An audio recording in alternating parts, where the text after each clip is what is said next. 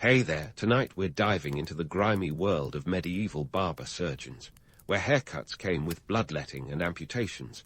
And the truth is these healers often wielded more tools of harm than help.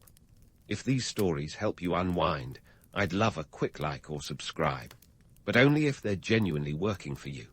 I'm curious where in the world you're listening from, so drop your location and local time in the comments. It's amazing seeing our little community span the globe through these historical tales. Now make yourself cozy, maybe adjust your room temperature or get that cup of tea, and let's explore tonight's tale together. The life of a medieval barber surgeon, where the only thing sharper than your wit should be your instruments. Welcome to the 14th century, where you're not just cutting hair, but slicing open veins and performing minor surgeries, all in a day's work. You might think the title barber surgeon carries a certain prestige, but let's be real. It's basically the medieval equivalent of a Swiss army knife, minus the corkscrew. You're not just dealing with split ends and unruly beards. You're also the go-to for bloodletting, pulling teeth, and even amputating the odd limb with about as much formal training as a YouTube DIY enthusiast. Your education. Well, if you're lucky, you might have apprenticed under an older barber surgeon, but don't expect anything resembling a modern medical school. Nope, your curriculum is more learn as you go, and your classroom is the bustling streets of a medieval town. In these bustling streets, the barber pole becomes your banner. Its red and white stripes a not-so-subtle nod to the blood and bandages of your trade. Yes, folks, that iconic symbol comes from your bloody day job. You see, the red represents the blood, the white is for the bandages, and the pole itself. Well, that's what patients clung to while you drained them of a good pint or two. Charming, right? Now, before you start thinking you're the rock star of the Middle Ages, let's talk economics. Sure, being a barber surgeon might seem like a ticket to the big leagues, but it's more like a lottery with poor odds. The allure is there. After all, you're offering services that everyone needs. But the reality, you're juggling more than just scissors and scalpels. You're trying to make a living in a world where the Black Death has decimated the population and the economy is as stable as a two-legged stool. You might find yourself charging a few pence for a haircut or a shave, but when it comes to surgery, the stakes and the fees are higher. Bloodletting. That'll cost you, say, 6 pence, maybe more depending on how much blood you plan to let flow. And if you're performing a tooth extraction, you better hope your patient has the coin to pay for it, or you'll be bartering in chickens and eggs. But let's not romanticize your workspace. Forget about a sterile, well-lit operating room. Your clinic is likely a cramped, dimly lit corner of your house or a market stall where you perform delicate procedures amidst the hustle and bustle of everyday life. Sterilization. That's a concept for future generations. Your tools might get a quick rinse, but mostly they're just wiped down between patients, if you remember. Socially, you're in a peculiar spot. You're not a doctor, but you're doing some of the same work. Yet, you don't have the same social status, which can be a bit of a slap in the face. You're trusted enough to cut into someone's flesh, but not quite enough to be invited to the Lord's banquet. You exist in this strange limbo, simultaneously indispensable and undervalued. And let's not forget the competition. Physicians, who view themselves as the true professionals, often look down their noses at you. They might have a university education, and they love to boast about their knowledge of the humors, but in reality, they're often just as clueless as you are when it comes to actual healing. You, on the other hand, are a hands-on kind of person, literally. Your experience is gritty and real, even if it's not always successful. So why do you do it? Why take on a job where the risk of infection is high, the pay is inconsistent, and the thanks are few and far between? Maybe it's because, in a world teetering on the brink of chaos, you have the power to make a difference, however small. Or perhaps it's the thrill of the challenge, the satisfaction of a job well done, even if it's just a straight shave. As you stand in your stall, sharpening your instruments, you hear the distant clanging of a blacksmith's hammer, the chatter of market-goers, and the ever-present cries of hawkers selling their wares. It's a cacophony of medieval life, and you're smack in the middle of it. a vital, if unsung, part of the community tapestry. So grab your scissors and your leeches and get ready to face another day of haircuts, bloodletting, and minor surgeries. It's not glamorous, it's not easy, but hey, someone's got to do it, and today that someone is you. So you're standing there, surrounded by the cacophony of medieval life, ready to tackle another day with your trusty tools. Speaking of tools, let's delve into the arsenal of a barber surgeon. Forget about sleek surgical kits or sanitized equipment. Your toolkit is more like a medieval torture chamber starter pack. First up, the razor. This isn't your modern, multi-blade wonder. No, it's a hefty, straight-edged beast, honed to slice through hair and, when necessary, skin. And it's not just for shaving beards, but also for making incisions during surgeries. Precision isn't always guaranteed, but hey, that's what practice is for. Next, meet your best friend in the business of bloodletting, the lancet. This tiny, pointed instrument is designed to puncture veins and let the blood flow, based on the belief that releasing bad blood would balance the humours. The cost of a lancet, around 1 to 2 shillings, which is quite an investment considering you'll be using it repeatedly without much in the way of sterilization. You might give it a cursory wipe, but let's be real. Your idea of cleanliness doesn't involve antiseptics, because, well, they haven't been invented yet.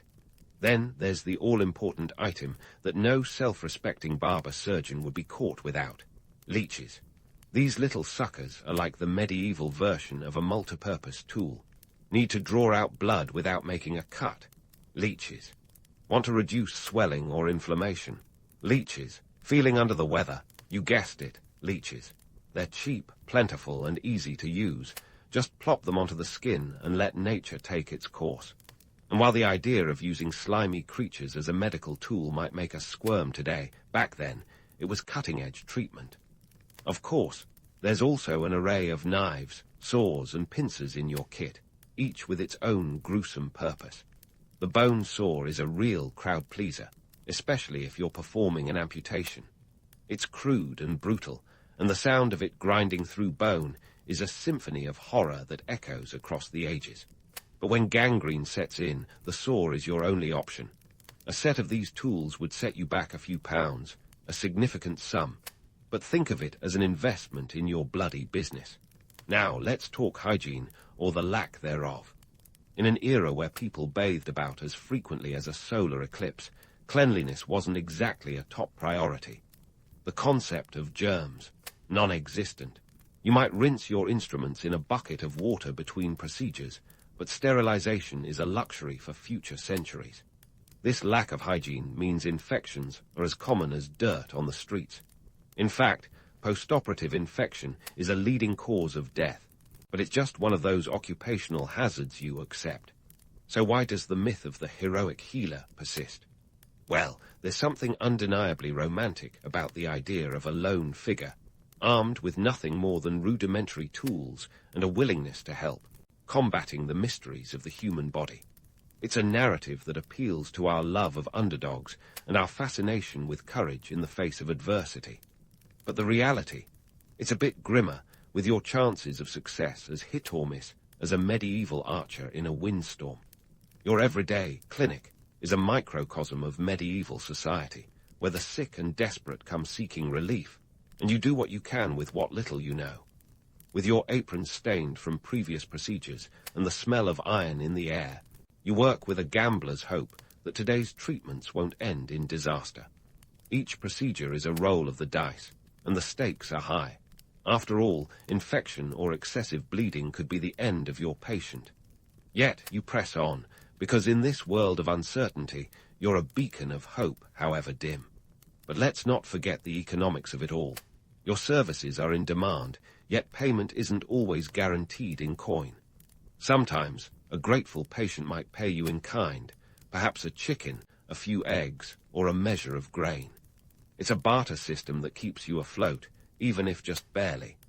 In this patchwork economy, you're not just a healer, you're a businessman, balancing the books as deftly as you wield your tools. And while the tools of your trade are primitive, they're also a testament to human ingenuity and resilience. They're the precursors to the complex surgical instruments we take for granted today. Each scar and success adds to your reputation, and in a world where life is precarious, your ability to heal, or at least not harm, is a rare and valued skill. As you clean up after another day, you know that tomorrow will bring the same mix of challenges and rewards. While the myth of the heroic healer glosses over the harsh realities, there's a kernel of truth in it. You're not just cutting hair. You're carving out a place in history, one leech at a time. And like the barber pole spinning outside your door, life continues in its endless, bloody cycle. While the barber pole spins its endless, bloody cycle outside your door, let's shift gears and talk about how you, the medieval barber surgeon, even got here in the first place. Spoiler alert, it wasn't because of your dazzling charisma or your knack for multitasking. Nope, you owe it all to a little thing called the Church's ban on clerics spilling blood. Picture this.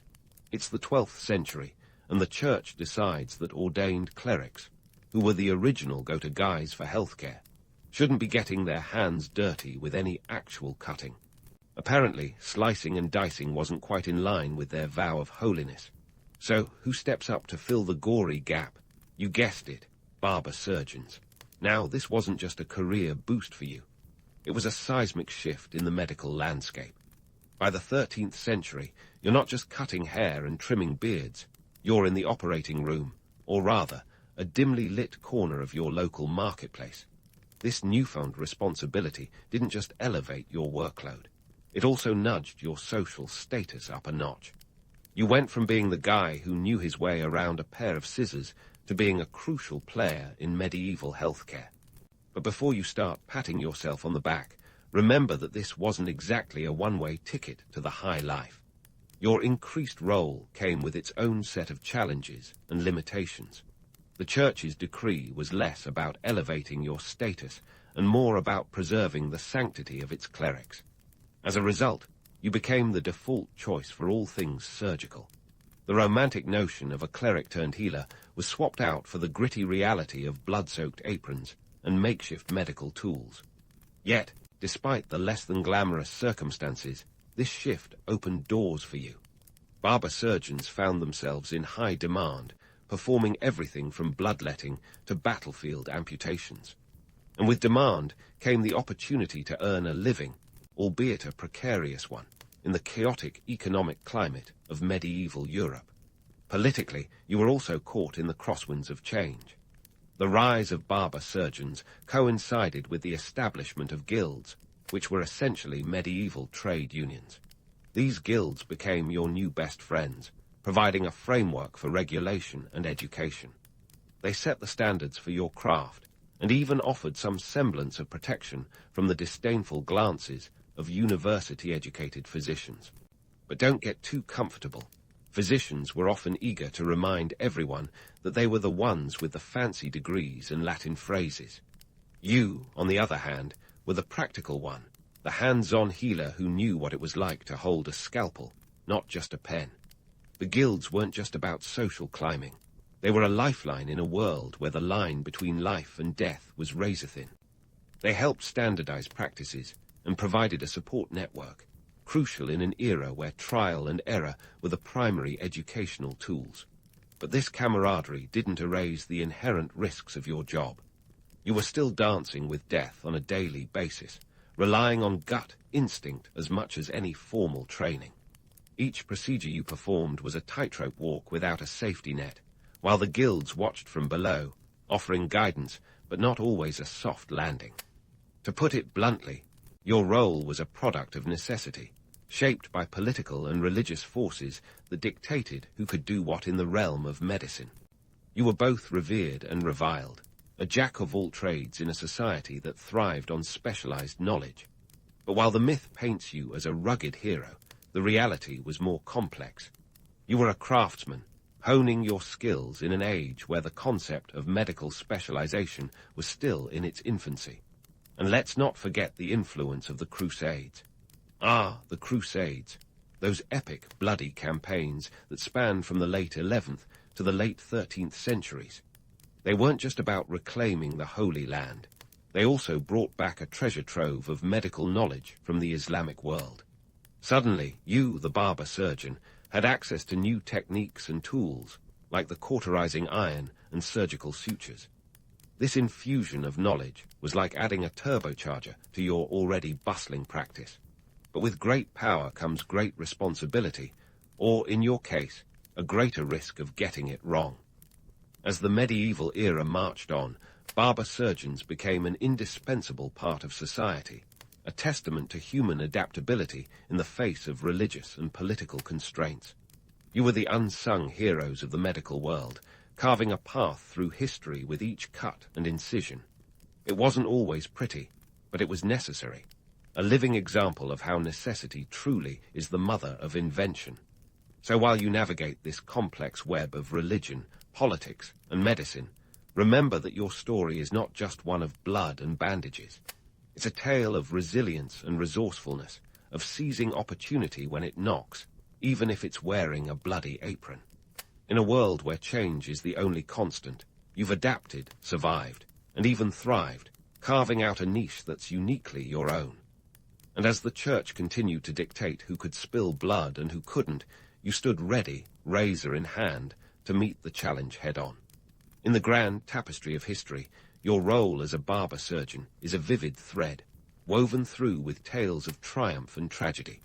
So, next time you pass by a spinning barber pole, remember the legacy you carry, one that's as rich and complex as the medieval world you inhabit. You might be wielding your tools in a dimly lit stall, but the impact of your work echoes through the ages, a testament to the enduring spirit of those who dared to defy convention and embrace the unknown. So, while you're basking in the glow of your bloody yet indispensable role in medieval society, let's take a step back and peel away the layers of myth surrounding the legendary barber surgeon. Spoiler alert. It's not all heroics and happy endings. Sure, the legend paints you as a jack-of-all-trades savior, cutting hair one minute, saving lives the next. But the truth, it's messier than a bad haircut. Let's start with the notion of universal skill. The romantic idea that you could perform everything from a simple shave to complex surgeries is like saying a Swiss Army knife is the only tool you'll ever need to build a house. In reality, your skills were as varied as the quality of the tools you wielded, sometimes sharp, often blunt. Case in point, let's talk about trepanation. Yes, the charming practice of drilling holes into skulls to relieve pressure, or as the belief went, to let the demons out. Imagine using a hand-cranked trephine on someone's noggin without anesthesia or antiseptics. The chances of a successful outcome. Let's just say it was about as likely as winning the medieval lottery. And while some patients did survive, many others didn't, succumbing to infections or complications. Yet, somehow, the myth endures, because who doesn't love the image of a brave soul daring to tread the treacherous path of medieval medicine? And then there's the romanticized idea of heroic battlefield surgeries. Oh, the drama of rushing to the aid of fallen knights, sword in one hand, bones sore in the other. But here, the unvarnished truth. Battlefield amputations were a grisly affair, often more about triage than triumph. With no antibiotics to stave off infection, your patient's odds were grim. The cold, hard numbers. In some cases, only about 20% of those undergoing amputations survived the ordeal. Yet, tales of valiant deeds in the face of war are hard to resist, even if they're more fiction than fact. Let's not forget about bloodletting, the medieval cure-all. Need to cure a fever? Bloodletting. Feeling a bit melancholic? Bloodletting. It was the medieval equivalent of duct tape, good for almost everything, but not exactly a permanent fix. The belief in balancing humors was so ingrained that even when patients didn't improve, the practice continued, often to their detriment. But who wouldn't be seduced by the idea of a simple solution to complex problems? The appeal lies in its elegant simplicity, even if the reality was often fatal. And while we're at it, let's talk about dental work. Yes, you were also the medieval dentist, armed with rusty pincers and a prayer. Toothaches were rampant, and extractions were often brutal affairs with no guarantee of relief. The myth of the skilled dental surgeon deftly pulling teeth with minimal fuss. More like a medieval horror show where a bad extraction could lead to a deadly infection. Yet, the legend of the heroic healer persists, perhaps because the alternative, acknowledging the brutal reality, is just too bleak to bear. It's easy to see why the myth of the all-knowing, all-saving barber-surgeon took root. People crave stories of triumph over adversity, of simple solutions to life's complex problems. The real-world outcomes, though, were often as grim as the damp, dimly lit stalls where these procedures took place. In a time when life was precarious and death a constant companion, the allure of a savior figure, however flawed, was a comforting illusion. Yet, in the harsh light of history, it's clear that while the myth glosses over the grim realities, the role of the barber-surgeon was no less vital. You were a product of your time, navigating a chaotic world with the tools and knowledge at your disposal. Each successful procedure, each life saved or prolonged, was a testament to human resilience and ingenuity. But let's not kid ourselves. Success was a relative term. The gap between legend and reality was as wide as the medieval streets you plied your trade in. You weren't a miracle worker. You were a craftsman, doing the best you could with what you had. And while the myth may paint you as a hero, the truth is far more nuanced. You were a part of the medieval tapestry, a necessary cog in the wheel of history, carving out your place with every cut and incision. So, the next time you hear tales of the legendary barber-surgeon, remember that behind every heroic story lies a reality that's messier, bloodier, and far more human. It's a story of survival, adaptation, and the relentless pursuit of knowledge, however flawed. And in that pursuit, perhaps there is a bit of heroism after all. In the end, it's not just about the myths we create, but the truths we uncover, one leech at a time. And so, as the curtain falls on the myth of the medieval barber-surgeon, we find ourselves staring at the inevitable decline of this bloody yet vital profession. What happened, you ask? Well, the dawn of the Renaissance in the 14th century brought with it the winds of change. Scientific discoveries, intellectual awakening, and yes, a new approach to medicine that would eventually render the barber-surgeon a relic of the past. Imagine this. By the 17th century, universities were popping up like mushrooms after a rainstorm, offering formal medical education that was more than just a glorified game of trial and error. The medical field was beginning to specialize, and suddenly, being a jack-of-all-trades wasn't cutting it anymore. This was the era when the likes of William Harvey were discovering the circulatory system. Turns out, bloodletting might not be the cure-all it claimed to be. Who knew? Physicians, once just elitist bookworms compared to the hands-on barber-surgeons, began to gain real prestige and authority. They were now armed with degrees, and their toolkits included microscopes rather than leeches. Meanwhile, surgeons, actual surgeons, mind you, were carving out a niche for themselves, focusing on specific fields like ophthalmology and orthopedics.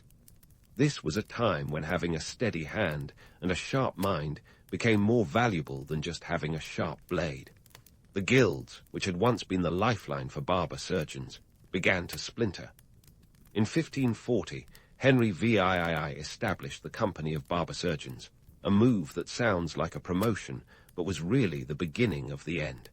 By 1745, this union was split into two distinct professions, barbers and surgeons.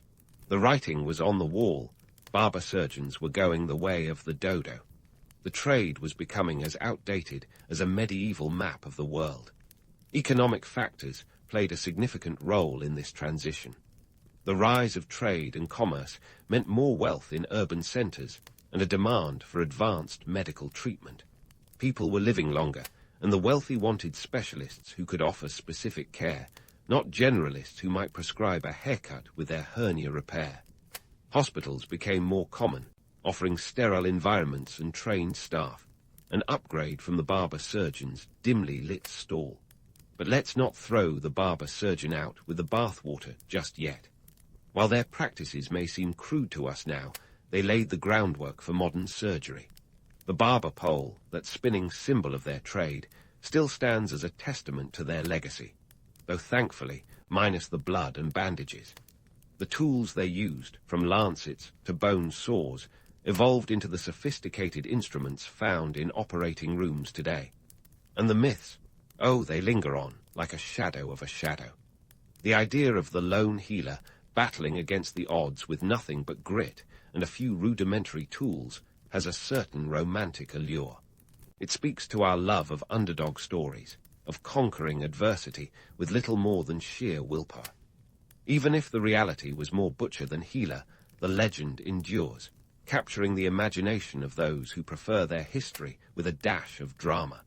So, what can we take away from the rise and fall of the barber surgeon? Perhaps it's a reminder of how far we've come, and yet how much hasn't changed. The quest for knowledge, the drive to heal, and the desire to understand the mysteries of the human body are as old as time itself.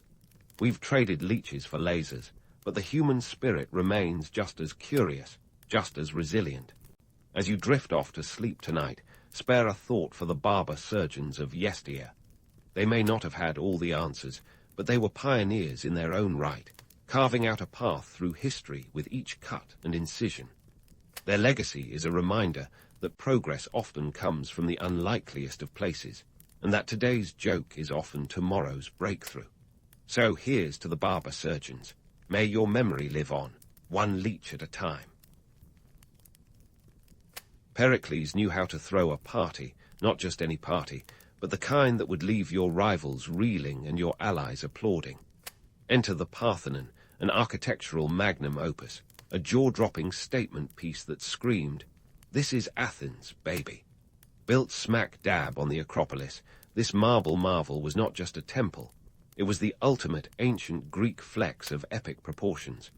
It was 447 BC, and Athens was feeling pretty full of itself, flush with power and ready to make a statement that would echo through the ages.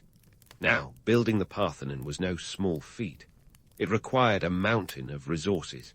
Literally, since we're talking about 20,000 tons of marble hauled from the quarries of Mount Pentelicus, about 16 kilometers away. That's like dragging a small mountain across Athens just to make a point. And the budget? Well, let's just say Pericles would have given modern stadium builders a run for their money. In today's terms, estimates suggest the Parthenon would have cost around $1 billion. That's not just pocket change. That's a whole new level of extravagance. But let's peel back the layers of this marble onion and see what really drove the construction of the Parthenon. First, there was the political motivation. Pericles wasn't just looking to dazzle the gods or the people of Athens. This was about showing who's boss in the Greek world. After all, Athens had just emerged victorious from the Persian Wars, and now it was time to cement its status as the leader of the pack. Think of it as the ancient equivalent of a victory lap, only with more columns and fewer selfies. However, there was more than just divine devotion and civic pride at play. The Parthenon was also part of a shrewd political maneuver, a way to keep Athens' democracy ticking and its economy humming. Building a monument of this scale meant jobs, lots of them. Craftsmen, labourers, architects, and artists all found employment in this massive undertaking. It was a stimulus package wrapped in marble and ambition, ensuring that Athens wasn't just a city of thinkers, but also doers. But here's the kicker. The funds for this grand project weren't exactly homegrown. Enter the Delian League, a coalition of city-states with Athens at the helm, originally formed to ward off Persian aggression. Members paid tribute, supposedly for collective defense, but somewhere along the line, that defense fund turned into Athens' personal piggy bank. Pericles, ever the astute politician, decided to dip into this treasure trove to bankroll the Parthenon. It was a bit like borrowing your roommate's Netflix password, only on a grander, more controversial scale. Not everyone was thrilled about this financial maneuvering, though. Critics called it an Athenian heist, a brazen act of appropriation that had less to do with protecting Greece and more with glorifying Athens. Yet Pericles had a knack for spinning it. He argued that the construction of the Parthenon and other grand projects was an investment in Athens' future, a way to solidify its cultural and political dominance. And while some city-states grumbled, Others were too busy admiring the grand spectacle to raise a serious fuss. The economic implications of this were huge. Not only did the Parthenon project pump money into the Athenian economy, but it also showcased the city as a cultural powerhouse. Tourists, albeit ancient ones, flocked to Athens, eager to behold this wonder of the world. It was like the ancient version of an influencer hotspot, drawing crowds and boosting local businesses. So there you have it. The Parthenon wasn't just a building. It was a bold declaration of Athenian supremacy and ambition, built on the back of clever politics and economic savvy. It was a testament to Pericles' vision and the city's willingness to push the boundaries of what was possible. Sure, it might have left a few city-states grumbling in its wake, but it also left an indelible mark on history, standing as a testament to the heights of human ambition and artistic achievement. And just like that, Athens cemented its place in the annals of history, one marble block at a time.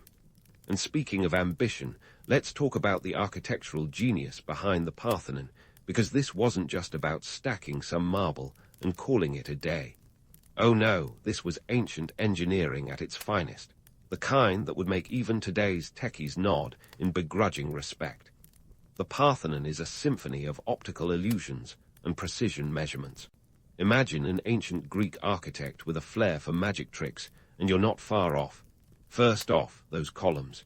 If you think they're just standing there, perfectly straight and level, think again.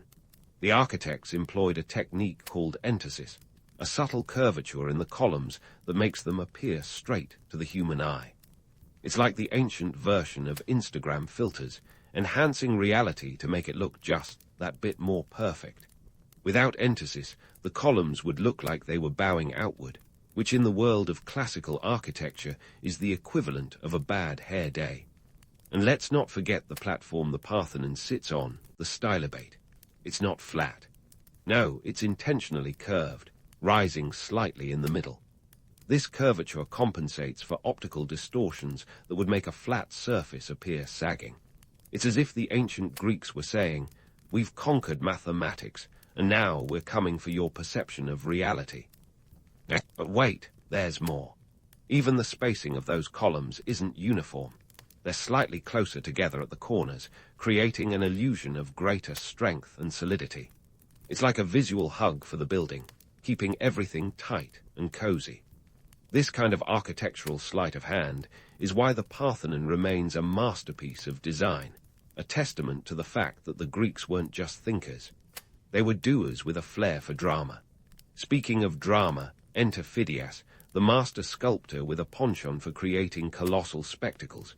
If the Parthenon was a blockbuster set, then Phidias, statue of Athene, was the star attraction. Standing at a staggering 12 meters tall, this statue wasn't just a piece of art, it was an experience.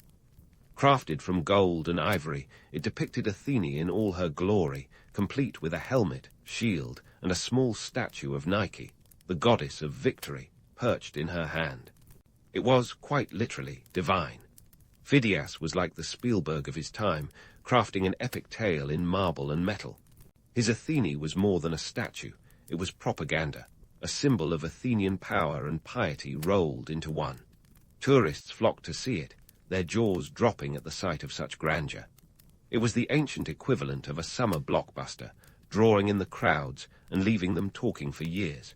Now, let's talk logistics, because getting 20,000 tons of marble from Mount Pentelicus to the Acropolis was no small feat. Imagine hauling stones the size of small cars over 16 kilometers of rugged terrain. This was a logistical nightmare that required an army of workers, not to mention a fair amount of ingenuity. The Greeks used wooden sledges and lubricated them with olive oil to reduce friction. That's right, they greased the skids, literally, to move these massive blocks. The whole operation was a testament to human determination and ingenuity, a reminder that when the Greeks set their minds to something, they didn't mess around. This wasn't just about building a temple. It was about overcoming the impossible and turning dreams into reality. And let's be honest, it probably involved a lot of grumbling and back pain, too. But why all the fuss over marble, you ask? Marble wasn't just a building material, it was a status symbol.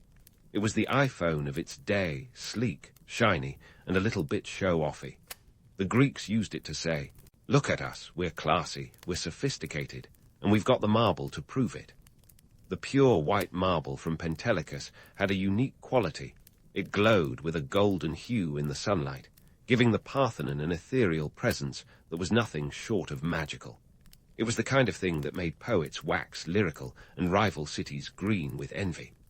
In a world where most buildings were made of wood and mud brick, the Parthenon's marble facade was a bold statement of permanence and power. It was a declaration that Athens wasn't just here for a good time, but for a long time. And in the grand scheme of things, that's exactly what happened. The Parthenon has stood the test of time, surviving wars, earthquakes, and even the occasional bad renovation. So there you have it, the Parthenon wasn't just a temple. It was a masterpiece of engineering, a symbol of cultural dominance, and a logistical triumph. It was the ancient Greek way of saying, "We're here, we're powerful, and we're not going anywhere." And while the building itself may be a ruin today, its legacy continues to inspire awe and wonder, reminding us that sometimes the most extraordinary achievements come from the most audacious dreams. And as we wrap up this chapter, remember, there's more to the Parthenon than meets the eye. The story of its creation is far from over, and the next part will delve even deeper into the artists, the politics, and the sheer audacity that crafted this wonder of the ancient world. Stay tuned, because the drama is only just beginning. Now, if you thought the Parthenon was just a big, pretty building, think again. This place was the ancient equivalent of a multiplex, playing host to a lineup of roles that would make a Swiss Army knife jealous. Sure, it was a temple, but it was also a cultural hotspot and a financial hub, the kind of place where you'd find priests rubbing shoulders with politicians and treasurers. It was like the Wall Street and Broadway of ancient Athens rolled into one, minus the overpriced lattes. Let's dive into the Parthenon's role as a religious center first. This wasn't just a place where folks dropped by to light a candle and hope for good weather. No, the Parthenon was dedicated to Athene, the goddess of wisdom and war, and she was a big deal in Athens. Picture this. Festivals, processions, sacrifices, all the bells and whistles of ancient worship, and all centered around this marble masterpiece. The Panathenaic festival, for instance, was a colossal affair, drawing crowds from all over Greece to celebrate Athene's birthday. It was like Coachella, but with more togas and fewer flower crowns. But here's where things get spicy. While the Parthenon was a house of worship, it was also a house of wealth. Enter its role as a treasury. The Parthenon wasn't just storing sacred relics. It was holding the financial lifeblood of Athens. Those Delian League funds we talked about, they were stored right here, under Athene's watchful eye. It was a bold move, mixing money with religion, but hey, when has that ever gone wrong? There's a delicious irony here. The Parthenon, this symbol of divine inspiration and piety, was also a vault. It was the Fort Knox of its day, only instead of gold bars, it held tribute money from city-states. Talk about faith and finances intertwining. Athens practically invented it. And why not? What better way to keep your allies' cash safe than under the gaze of a deity? It was a power move, plain and simple, and it broadcasted Athens' dominance loud and clear. Now, about those myths of divinely guided construction. The narrative of gods whispering architectural secrets into the ears of mortal builders makes for great theatre, but the reality, a lot messier. Behind those pristine marble facades were very human bickering, scandals, and even a bit of embezzlement. Yes, even in ancient times, where there was money, there was mischief. Take Phidias, for example. Our master sculptor wasn't just busy crafting divine images. He was also embroiled in controversy. Rumors swirled that he pocketed a bit of gold meant for Athene's statue. Whether true or just an ancient smear campaign, it landed him in hot water. And just like that, the myth of the noble artist creating under divine inspiration got a splash of reality, one laced with greed and intrigue. And let's not forget the political tensions. The Parthenon wasn't just a temple, it was a propaganda tool. Its art and design were loaded with symbolism meant to assert Athenian superiority. The friezes, for instance, depicted scenes of Greek triumphs and mythical battles, like the Centauromachy, where Greeks battled centaurs. These weren't just pretty pictures. They were stories of dominance, designed to remind everyone of Athens' place at the top of the food chain. But here's the kicker. The Parthenon's message wasn't just for outsiders.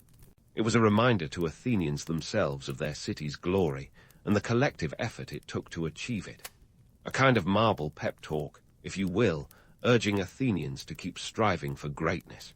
It was less about divine whispers and more about loud human voices echoing through the corridors of power and ambition. The Parthenon, then, was a masterpiece of manipulation as much as it was of art. It drew people in with its divine facade, and then hit them with a 1-2 punch of political and economic prowess. And while the myth of the Parthenon as a pure, divine creation is charming, the truth is even more compelling. It's a story of human ambition, cleverness, and yes, a fair share of scandal. This dual nature, the blend of sacred and secular, made the Parthenon an unparalleled cultural hub. It was a meeting point for the sacred and the profane, the divine and the mundane. It was as if the gods and mortals were in cahoots, working together to create a legacy that would stand the test of time. And as you might expect, something this grand and complicated didn't come without its fair share of drama. So next time you gaze at those majestic ruins, remember, behind the marble there were real people with real ambitions, conflicts, and dreams. The Parthenon was not just a temple. It was a stage where the drama of human history unfolded, a place where the divine met the gritty reality of politics and power struggles. And that's what makes it truly legendary, a blend of the mythic and the mundane, etched in stone for eternity. Stay tuned, because there's still more to uncover about this ancient marvel, and trust me, you won't want to miss the next act in this epic saga. And speaking of ancient marvels with more lives than a cat on caffeine, the Parthenon story was far from a smooth, marble-paved journey after its classical heyday. When the gods' gig got old and Athens fell under new management, the Parthenon had to play musical chairs with its identity, swapping roles like a Hollywood actor in a midlife crisis. Fast forward to the 5th century AD, when the Parthenon traded in its Olympian altar for a Christian cross. Yep, the temple dedicated to Athene got a holy makeover as the Church of the Parthenos Maria. This was during the Byzantine period, when Athens was less about democracy and more about divine authority. The Parthenon was now a church, a move that was part political strategy, part spiritual necessity. The gods had retired, and Jesus was the new rock star in town. They even flipped the entrance, a bit like changing the front door to the back, except with more incense and less doormat. And let's not forget the art. Those pagan friezes. Out with the centaurs, in with the saints. The Parthenon got a fresco facelift, with biblical scenes replacing mythological mayhem. It was a visual reminder that the times, they were a-changin'. But despite the holy overhaul, the Parthenon held onto its architectural charm, a testament to the Greeks' ability to build things that last longer than your average empire. Then came the 15th century, when the Ottoman Empire decided to try its hand at architectural redecorating. Enter the mosque era, complete with a minaret sprouting from the Parthenon like a tall, skinny middle finger to classical purists. The Ottomans were savvy rulers, and they knew the value of a grand building. Why demolish when you can repurpose? So they added a mihrab, swapped the choir for a muezzin, and voila, a mosque fit for a sultan. It was a canny way to assert dominance without a bulldozer, a subtle yet effective reminder of who was calling the shots. But here's the kicker. Despite these transformations, the Parthenon maintained its allure as a symbol of power. Whether it was bells or calls to prayer echoing through its columns, the building remained a focal point of authority and culture. It was like a timeless classic, continually remixed to suit the tastes of whoever was in charge. Now, you'd think the Parthenon had seen it all by this point. But in 1687, it was about to get a lesson in the explosive side of history. Cue the Venetian Sea. Because nothing says, let's make history, like a bunch of Europeans with a penchant for pyrotechnics. The Venetians, led by Francesco Morosini, were out to capture Athens from the Ottomans, and they had a not-so-secret weapon: cannons. Lots of them. Here's where things got a bit dicey. The Ottomans, in a move that would have made any explosive safety officer cringe, were using the Parthenon as an ammunition depot. Because, nothing says secure storage like a centuries-old marble temple. So, when a Venetian cannonball found its mark, boom. The explosion was catastrophic, blowing the roof off the Parthenon and reducing much of its storied frieze to rubble. It was the ancient equivalent of setting off fireworks inside the Sistine Chapel. The impact was devastating, both physically and symbolically. The Parthenon, once the crown jewel of Athens, was left a smoking ruin, a shadow of its former glory. Yet, in a strange twist of fate, this destruction cemented the Parthenon's status as a symbol of resilience. It had survived centuries of change, only to be undone by the folly of war. But even in ruin, it stood as a testament to the enduring spirit of Athens, a reminder that human ambition can both create and destroy in spectacular fashion. This explosion was more than just a historical footnote. It was a turning point. The Parthenon couldn't just be swept under the rug like a bad haircut. It had become a ruin, yes, but it was a ruin with a story to tell. A story of transformation, survival, and the occasional bad decision involving gunpowder. Each crack and crevice became a chapter in the ongoing saga of human history, a monument to both the triumphs and tragedies that had played out beneath its marble gaze. And while the Parthenon might have been down for the count, it wasn't out. Far from it.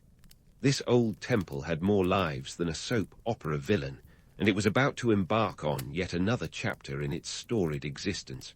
But that's a story for the next part, where the Parthenon's journey through time and turmoil continues. Stay tuned, because this ancient wonder still has a few tricks up its fluted sleeves.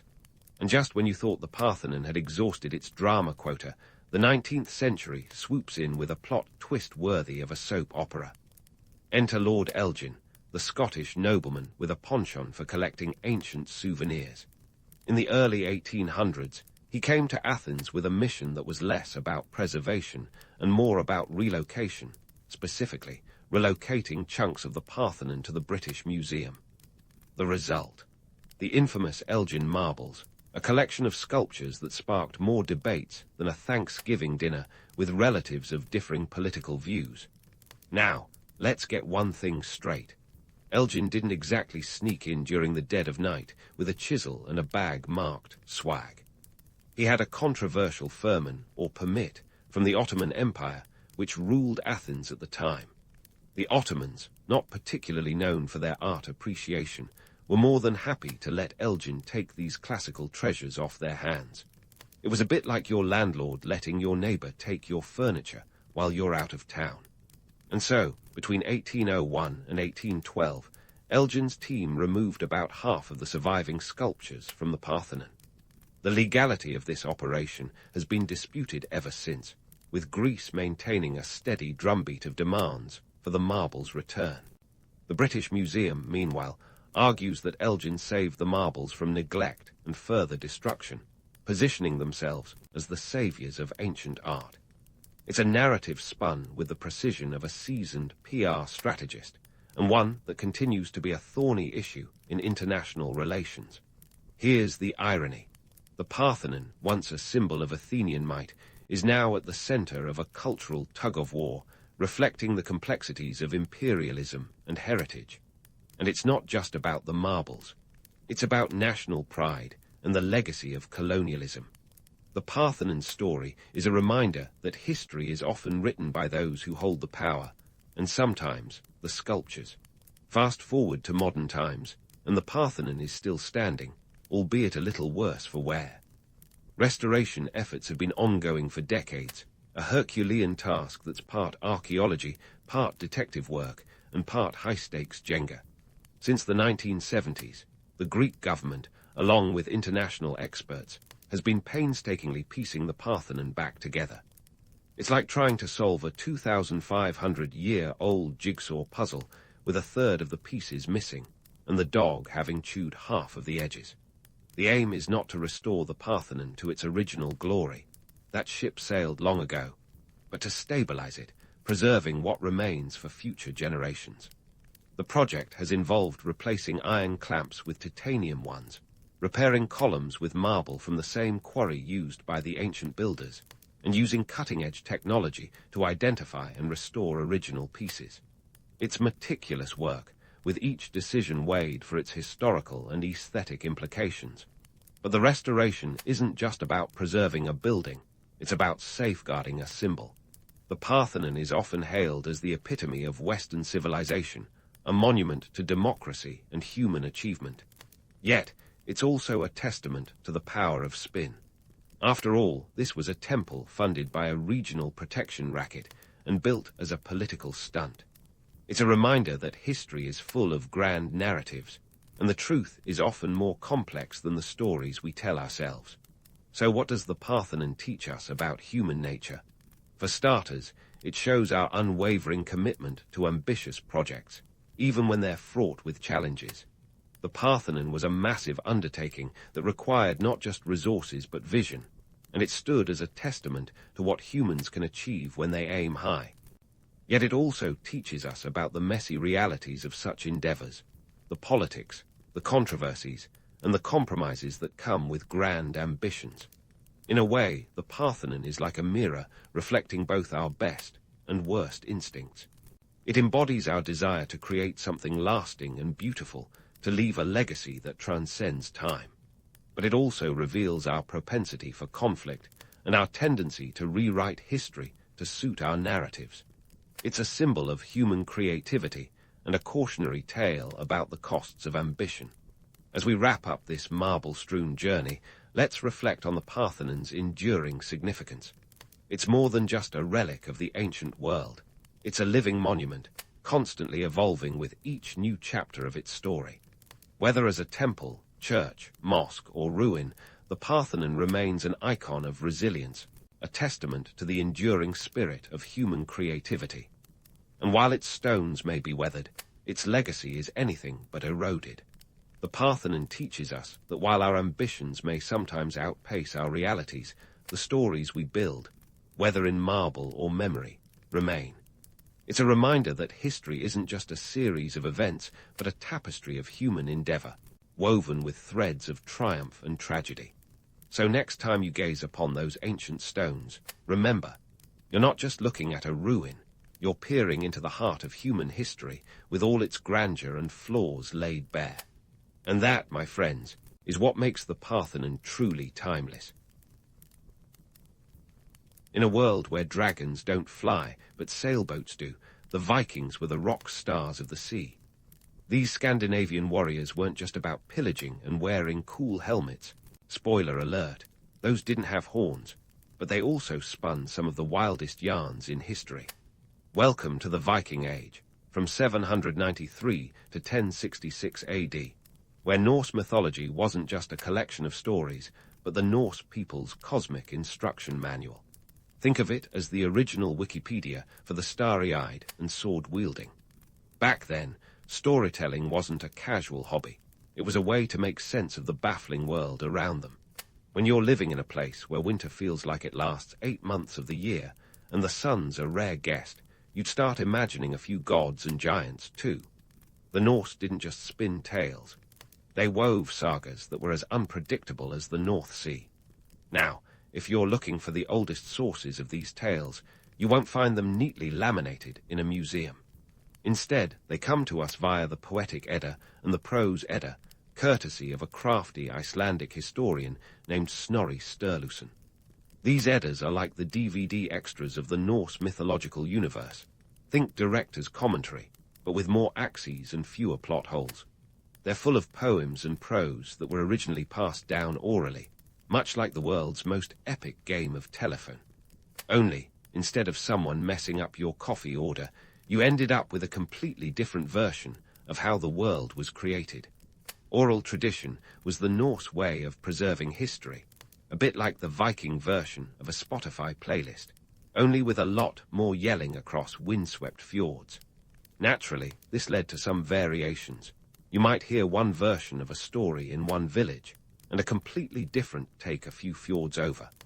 The consistency of these tales was about as reliable as the Wi-Fi in your average medieval longhouse. So, what's the deal with these gods and giants anyway? In Norse mythology, gods and giants weren't just hanging out as mythical characters. They were cosmic counterparts, playing an eternal game of supernatural chess. The gods, like Odin and Thor, represented order and civilization, while the giants were the embodiment of chaos and nature's raw power. Odin, the one-eyed chief god, was a bit like a cosmic CEO, always scheming and plotting, sometimes even sacrificing himself for wisdom. Talk about dedication to the job. And then there's Thor, the hammer-wielding god of thunder, who was a superstar even before Chris Hemsworth picked up Mjolnir. But don't be fooled by the Hollywood shine. Thor was less about posing dramatically in the rain and more about smashing giants and gulping down mead like it was going out of style. He was the people's god, adored for his straightforward approach to life's problems. When in doubt, clobber it with a hammer. These myths weren't just entertainment. They were a framework that explained everything from the weather to why your neighbor's sheep mysteriously disappeared. Every story, no matter how bizarre, served a purpose. Take the tale of Yggdrasil, the world tree that connected the 9 realms. It wasn't just a cool visual. Yggdrasil was a way to conceptualize the universe, with its roots and branches connecting all of existence. Imagine trying to explain quantum physics with a tree. That's Norse mythology for you. Yet, the romantic allure of these tales often overshadows the gritty reality of Viking life. Theirs was a world where survival was a daily struggle, where harsh winters and scarce resources made life as challenging as a long Nordic night. These stories were born from a need to find meaning and hope amidst the chaos, a reminder that even in the darkest times, there might be a tale of heroism or a clever god to lighten the load. Sure, the Vikings have been mythologized into oblivion, but beneath the legends lies a culture deeply connected to its environment, where mythology was as real as the icy wind that cut through their longhouses. So next time you hear about Thor battling frost giants or Loki's latest trickery, remember that for the Norse, these weren't just stories. They were the heartbeat of a society trying to make sense of it all, one saga at a time. Now let's dive deeper into the Norse cosmic soap opera, where gods, giants, and the occasional squirrel set the stage for a universe unlike any other. At the heart of this mythological maze is Odin, the one-eyed wanderer, a god so committed to the pursuit of wisdom that he once traded an eye for a drink from Mimir's well. Talk about dedication to self-improvement.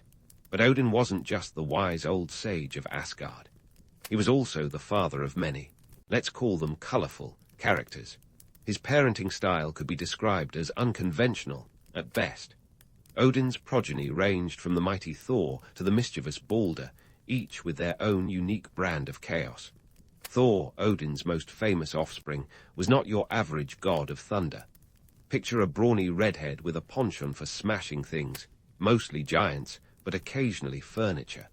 His hammer, Mjolnir, wasn't just a tool of destruction. It was a symbol of protection and power. Thor's exploits, like fishing for the world's serpent Jörmungandr, were tales passed around the hearths of Viking longhouses, serving as both entertainment and moral instruction. Need a good role model? Look no further than Thor, who taught that when life gives you giants, you smash them with a hammer. But beneath Thor's larger-than-life persona was a more practical purpose. He was a symbol of stability, a deity who warded off chaos and ensured the harvests were bountiful. It's less about epic battles and more about making sure there's enough food on the table. Odin's family tree, or maybe it's more of a family forest, also included the enigmatic Balder, beloved by all but doomed by prophecy. His death, orchestrated by the trickster Loki, set off a chain of events leading to Ragnarök, the Norse doomsday. Balder's story was a cautionary tale about the inevitability of fate, a theme that resonated in a society all too familiar with the whims of nature. For the Norse, it was a reminder that even the fairest among them could not escape destiny's grip. Speaking of Loki, let's not forget the god who could make even the most chaotic giant look like a model citizen. Loki was the archetype of unpredictability, a shapeshifter whose antics often caused more problems than solutions. His trickery was legendary, from cutting off Sif's golden hair to orchestrating Baldur's demise. Yet, Loki's role was complex. He was both a catalyst for change and a figure of cautionary tales. In a world where survival depended on adaptability, Loki's chaos was a necessary evil, a reminder that flexibility could mean the difference between life and death. Now, let's shift gears and talk about how these myths were more than just stories. They were woven into the very fabric of Norse society, as evidenced by archaeological finds like the Oseberg ship burial. Discovered in Norway in 1904 and dating back to around 834 AD, this burial was a veritable treasure trove of Viking culture. It contained a ship, 2 women of high status, and a plethora of goods, including animal bones and textiles. The ship itself was a marvel of craftsmanship, with intricate carvings depicting scenes straight out of myth. This burial wasn't just a send-off. It was a testament to the importance of mythology in everyday life, a way to ensure a safe passage to the afterlife. The Oseberg find wasn't an isolated case. Numerous other archaeological sites have revealed how deeply intertwined these myths were with the Norse worldview. Runes inscribed with prayers to gods, amulets shaped like Thor's hammer, and ceremonial sites dedicated to Odin paint a picture of a society where mythology wasn't just a bedtime story. It was a living, breathing part of everyday existence. These artifacts reveal a people who looked to their gods not for divine intervention in every minor squabble, but as symbols of order, strength, and resilience. But let's not romanticize this too much. Behind the allure of these myths was a society grappling with harsh realities. The Norse lived in a world where winters lasted longer than a binge-watch of your favorite series, and where resources were as scarce as a giant's manners. Myths provided a framework for understanding and navigating this challenging landscape. They weren't just tales of heroism, but blueprints for survival in an unforgiving environment. The economic context of the Viking Age also played a critical role in shaping these myths. The Norse were seafarers, traders, and warriors, with a society built on mobility and adaptability. Their gods reflected these values. Odin was a wanderer, Thor a protector, and Loki a wildcard. As the Norse expanded their horizons, trading as far afield as Byzantium and the Middle East, the adaptability embodied by their deities became a cultural cornerstone. These myths were both a comfort and a guide, helping the Norse navigate a world that was as unpredictable as Loki on a good day. Yet, the myths' appeal wasn't just in their lessons, it was in their storytelling magic. Imagine sitting in a smoky longhouse, the fire crackling, as a skald regales you with tales of Thor's latest escapades. The stories were as much about entertainment as they were about instruction, a way to bond communities and pass down knowledge in an era before the printing press. In this way, Norse mythology served as both the Netflix and the Wikipedia of the Viking world. As we peel back the layers of these myths, we see a culture that was far more nuanced than the raiding and pillaging stereotype would suggest. The gods and giants were more than characters in a cosmic drama. They were reflections of human nature and society's values.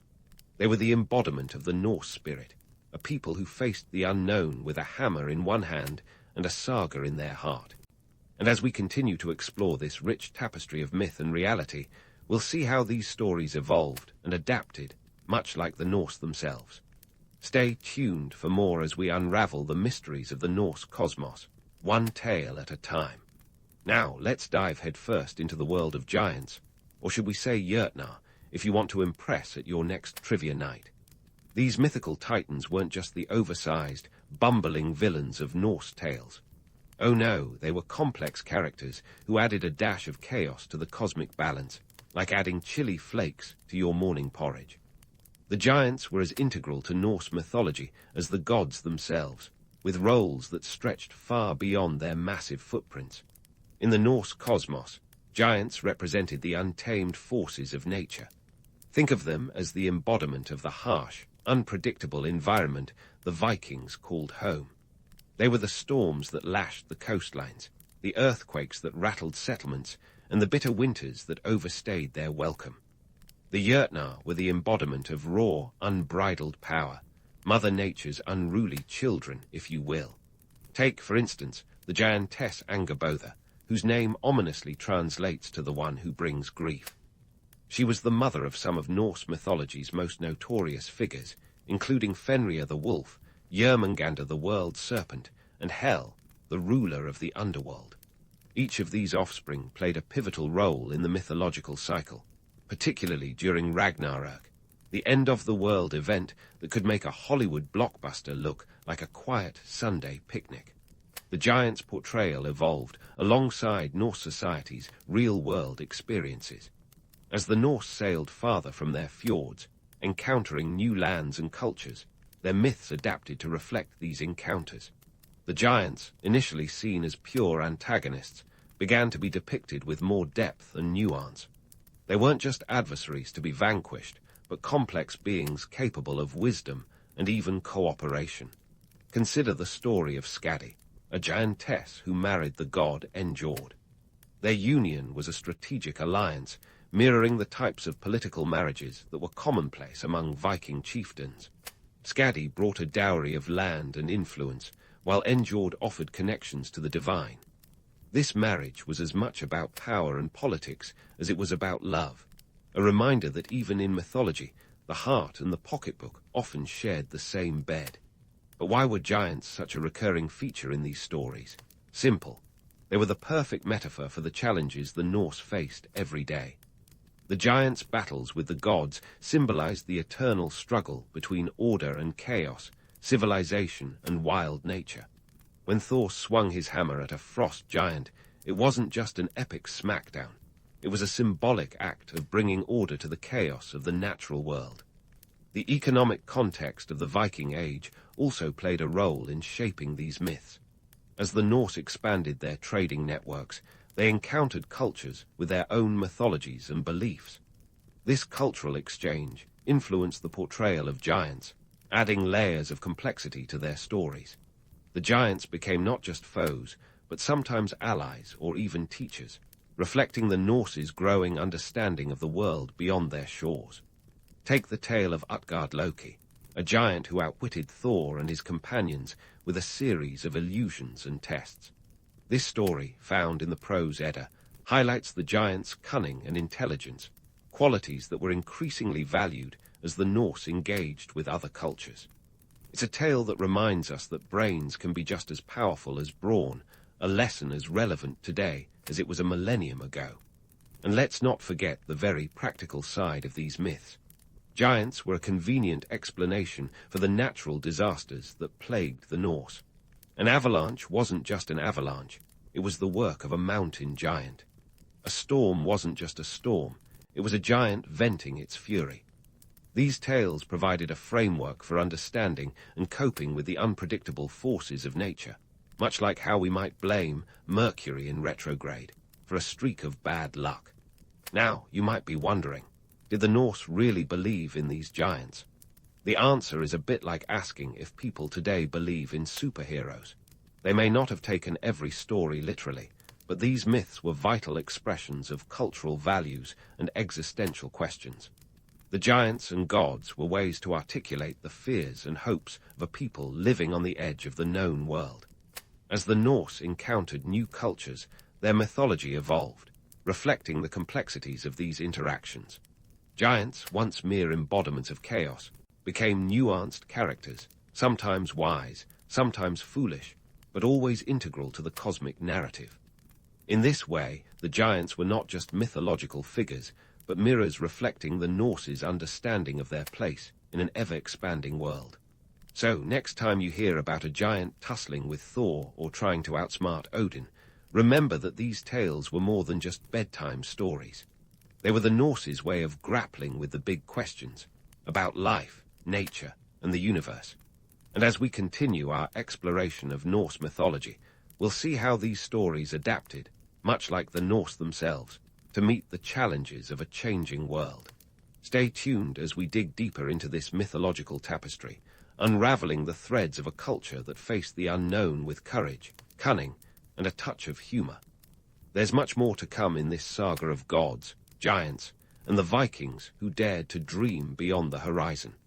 Now that we've tiptoed through the giant-infested meadows of Norse mythology, let's throw a spear at another colossal beast, the myths about myths themselves. Prepare to have your romanticized visions of Vikings and their gods knocked off their longship.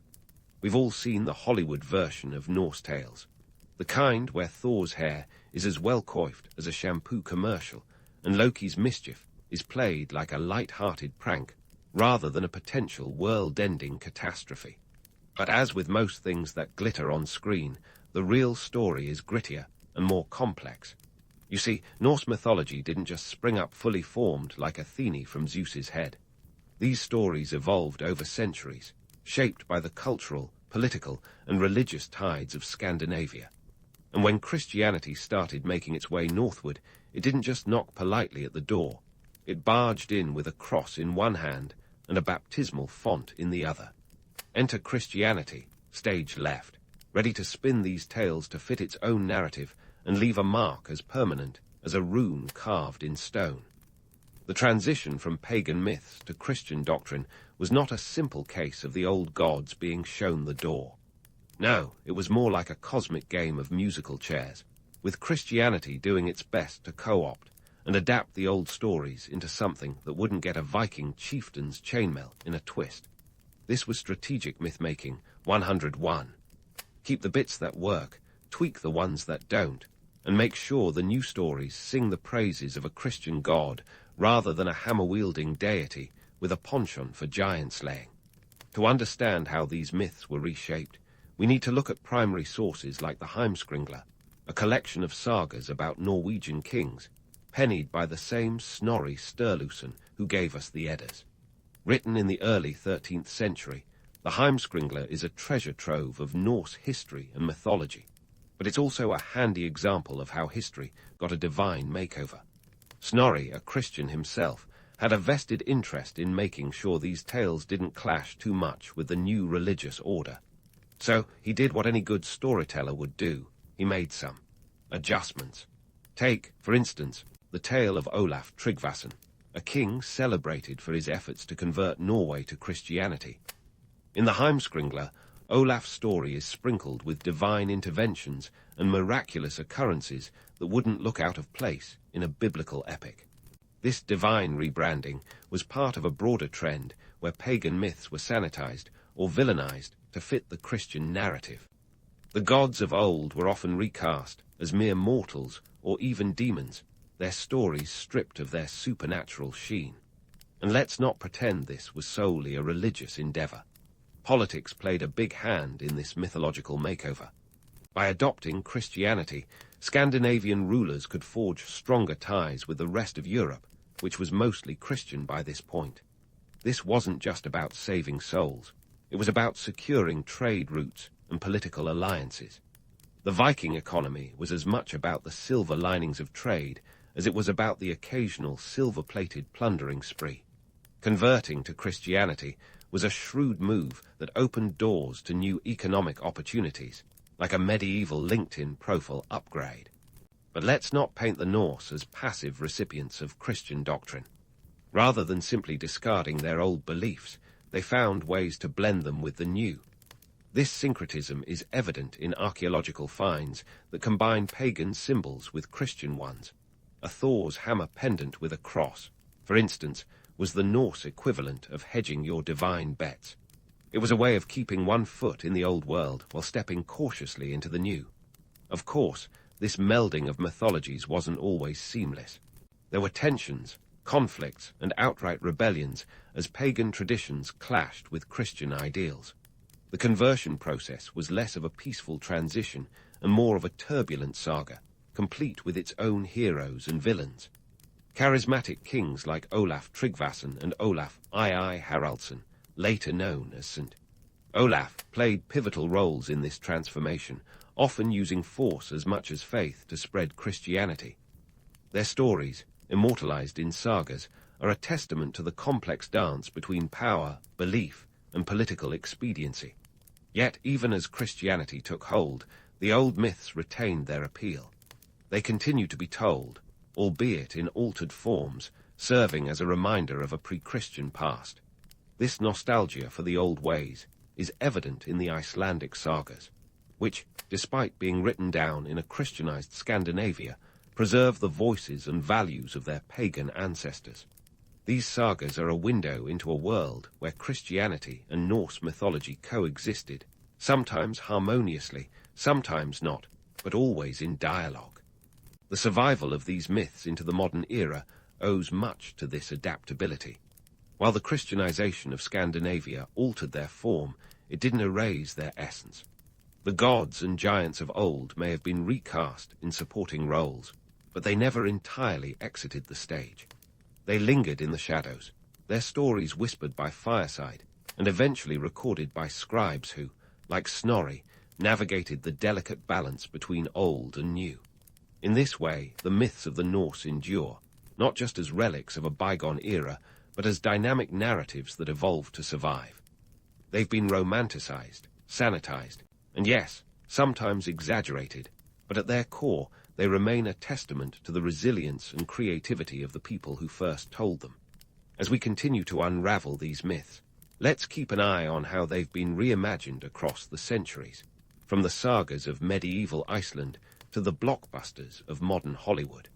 Because if there's one thing history teaches us, it's that myths are never static. They're as mutable as Loki himself, ever ready to change shape to suit the needs of the moment. And with that, my fellow Mythbusters, we're ready to dive into the final chapters of our Norse saga, where we'll explore how these ancient stories have continued to evolve, surviving the onslaught of time, technology, and yes, even Hollywood. Stay tuned for the next installment, where we'll peel back even more layers of this mythological onion, revealing the tales that continue to captivate our imaginations and inform our understanding of the past. As we plunge headlong into the final act of our Norse saga, it's time to meet the modern-day avatars of these ancient myths. Today, Norse mythology isn't just swilling mead in the dusty tomes of history. It's strutting on the red carpet, wielding a hammer and cracking wise on your screen. Yes, folks, the gods are back in town, and they're wearing spandex. Let's start with the juggernaut, no, not the X-Men character, of Norse myth's modern rebirth. Marvel's Thor. First appearing in 1962, Thor has become a pop culture icon, thanks in no small part to Chris Hemsworth's biceps and Kenneth Branagh's flair for Shakespearean drama. But here's a plot twist for you. The comic book Thor is more Californian surfer than Viking deity. Marvel cherry-picked elements from Norse mythology, blending them with superhero tropes to create a character who's less about existential angst and more about smashing bad guys and delivering quips. It's mythology with a side of popcorn. The numbers don't lie. Thor's films have raked in over $2 billion worldwide. That's enough gold to make even Fafnir, the dragon of Norse legend, a little jealous. But what does this say about our modern appetite for myth? Well, it seems the gods are still hitting a nerve, tapping into an eternal appeal of heroism and the struggle against chaos. Thor's hammer, Mjolnir, once a symbol of agricultural protection, has been reimagined as the ultimate multi-tool for superhero shenanigans. And while the Viking-era Thor might have been more interested in ensuring a good harvest, the Marvel version is busy saving the universe. Talk about a career upgrade. But it's not all capes and cosmic battles. Video games have also resurrected the old Norse tales, serving them up with a side of digital adrenaline. Take God of War, for example. This franchise took a hard left turn from its Greco-Roman origins to plunge headlong into the icy fjords of Norse mythology. The 2018 reboot was hailed as a masterpiece, not just for its gameplay, but for its nuanced portrayal of mythological themes. Players weren't just mashing buttons. They were exploring complex narratives of fatherhood, fate, and redemption against a backdrop of gods and giants. This game wasn't just about pixelated violence. It was a deep dive into the moral and existential dilemmas that have always been the heart of mythology. Who knew that in the 21st century we'd still be grappling with the same big questions the Vikings pondered while staring into their campfires? In God of War, the gods aren't just characters. They're symbols of the human condition, flawed, unpredictable, yet endlessly fascinating. And let's not forget the small screen. TV shows like Vikings and The Last Kingdom have brought a gritty realism to the saga, reminding us that the Norse world was as much about survival and strategy as it was about swords and sorcery.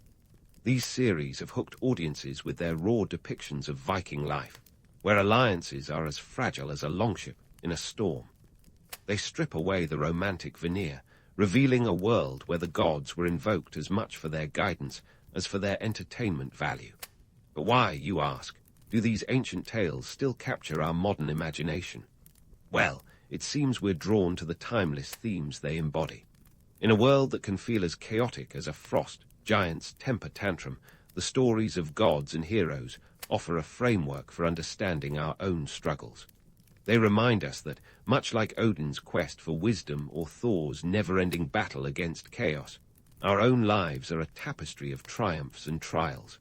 Yet, it's not just about the stories themselves. The economic and political realities of the Norse world have parallels in our own. The Vikings were master traders and explorers, navigating a world as interconnected as our own global economy. Their mythology reflected a society that valued adaptability and resilience, traits that are as relevant today as they were 1,000 years ago. In tapping into these myths, modern creators are not just telling stories. They're reflecting the spirit of an age that, despite the centuries, feels remarkably familiar. And let's not overlook the humor and humanity inherent in these tales. In a world where gods can be both majestic and petty, where giants can be both terrifying and sympathetic, we find a mirror held up to our own complexities. Norse mythology doesn't deal in absolutes. It revels in the grey areas, the moral ambiguities that define the human experience. It's a reminder that even the mightiest can falter, that wisdom often comes at a price, and that sometimes the best solution is a well-aimed hammer. As we wrap up our journey through the mists of time, let's consider the legacy of these myths. They're not relics of a bygone era, but living narratives that continue to evolve, capturing our imaginations and challenging our perceptions. In reimagining these stories for modern audiences, we're not just preserving the past, we're engaging with it, finding new meaning in ancient tales. So, what's the final takeaway from our sojourn through Norse mythology? Perhaps it's this. While the gods and giants may have faded into legend, the stories they inhabit are as vibrant and relevant as ever. They speak to the core of human nature, to our eternal quest for understanding and our boundless capacity for storytelling. In a world that often feels as unpredictable as a saga, these myths remind us that we're all part of a larger narrative, one that stretches across time and space, connecting us to the Vikings who first dared to dream beyond the horizon. And there you have it, dear listeners, the saga of the Norse gods and giants brought full circle. From the icy fjords to the silver screen, these tales have traversed centuries, adapting and evolving, much like the people who first spun them. So, the next time you see Thor swinging his hammer or hear the distant echo of a skald's song, remember that you're witnessing a story that's as timeless as the stars and as enduring as the human spirit. Keep your eyes open and your imagination ready. There's always another chapter waiting to be written. Athens in the early 6th century BCE was about as stable as a Jenga tower in a tornado. To paint a clearer picture, this was a city where the economy's idea of a safety net involved tying rocks to your ankles and jumping into the Aegean Sea. Debt was rampant, and not the kind that lets you complain about student loans while sipping a latte. We're talking debt so severe that defaulting meant selling yourself or your family into slavery. Now that's an incentive not to skip a payment. You see, the Athenians were in a bit of a pickle. The aristocrats, or the Eupatridae if you want to impress at your next toga party, controlled the land. They were living it up, dining on olives and grapes, while the rest of Athens was stuck eating their dust, and probably some bread if they were lucky. In this lopsided society, wealth and power were as concentrated as a hipster's cold brew. The top 1% were the only ones with any say in the government, while the majority of Athenians could barely say anything at all. If there was ever a time for a political revolution, it was now. Let's break this down. The Athenian economy was a hot mess. The land was owned by the few, and the many worked it like rented mules. Farmers, who could more accurately be called indentured servants, were stuck in a cycle of debt to the noble landowners. If they couldn't pay their dues, which was often, they had two delightful options: sell themselves and their families into slavery or lose their land altogether. The collateral was literally their freedom. Talk about high stakes. The social atmosphere wasn't exactly a Mediterranean paradise, either. Athens was a city on the brink of civil war, with tensions simmering like a pot of overcooked lentils. The poor were getting poorer, the rich were getting richer, and the middle class, well, they were just trying to figure out where they fit in all this chaos. It's no wonder that the threat of violence was as common as the smell of olive oil in the air. Amidst this backdrop of social and economic turmoil, a few forward-thinking Athenians started whispering about change. They realized that perhaps, just maybe, it was time to shake things up. Enter Solon, poet, statesman, and the guy who was about to take on the Herculean task of reforming a system that was about as fair as a rigged carnival game. Solon was a man of the people, but he wasn't about to throw a Molotov cocktail into the already volatile mix. He was all about balance, like a human version of a perfectly weighted scale. But before we get to Solon's grand entrance, let's dispel some myths about this so-called cradle of democracy. Athens before Solon wasn't exactly the poster child for fairness and equality. In fact, if you weren't part of the elite club of aristocrats, you were probably more familiar with the back end of a plough than with the workings of the government. The idea of democracy was still a twinkle in Athens' eye, far from the reality of the time. In truth, Athens was inching closer to a system that resembled an oligarchy, where a handful of wealthy families held the reins. The romanticized tales of Athenian democracy in its early days often forget to mention the dark underbelly of civil strife and economic disparity. Sure, we like to think of Athens as the shining beacon of freedom and intellectual prowess, but let's not kid ourselves. This was a city struggling to keep its head above water, drowning in debt and conflict. The social fabric was as torn as a toga after a wild symposium, and it was going to take more than just good intentions to stitch it back together. Enter stage left, Solon, the man with a plan, but don't cue the heroic music just yet. Solon was no messiah. He was a realist. He knew he couldn't please everyone, and frankly, he wasn't trying to. His goal was to prevent Athens from tearing itself apart at the seams, and if that meant making some unpopular decisions, so be it. Solon's reforms were radical for their time, but they were also a masterclass in compromise. He was the ultimate political tightrope walker, balancing the demands of the rich and the expectations of the poor without falling into the abyss of total anarchy. So, what did Solon actually do? First off, he tackled the debt crisis head-on. No more selling yourself into slavery to pay off a bad barley harvest. He cancelled all debts and forbade the use of personal freedom as collateral.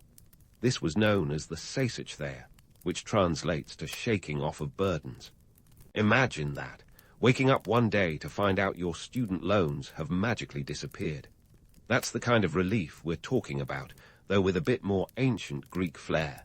But Solon's reforms didn't stop at debt cancellation. He went on to restructure the political landscape of Athens. Gone were the days when only the aristocrats could call the shots. Solon introduced a new class system based on wealth, not birthright, which meant that even a hard-working farmer could potentially climb the social ladder.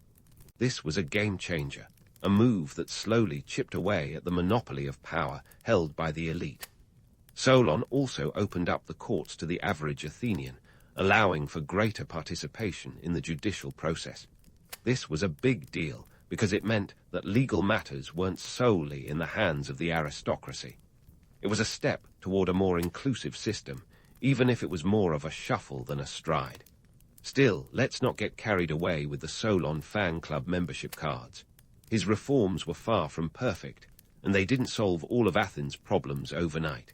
In fact, some Athenians were downright furious.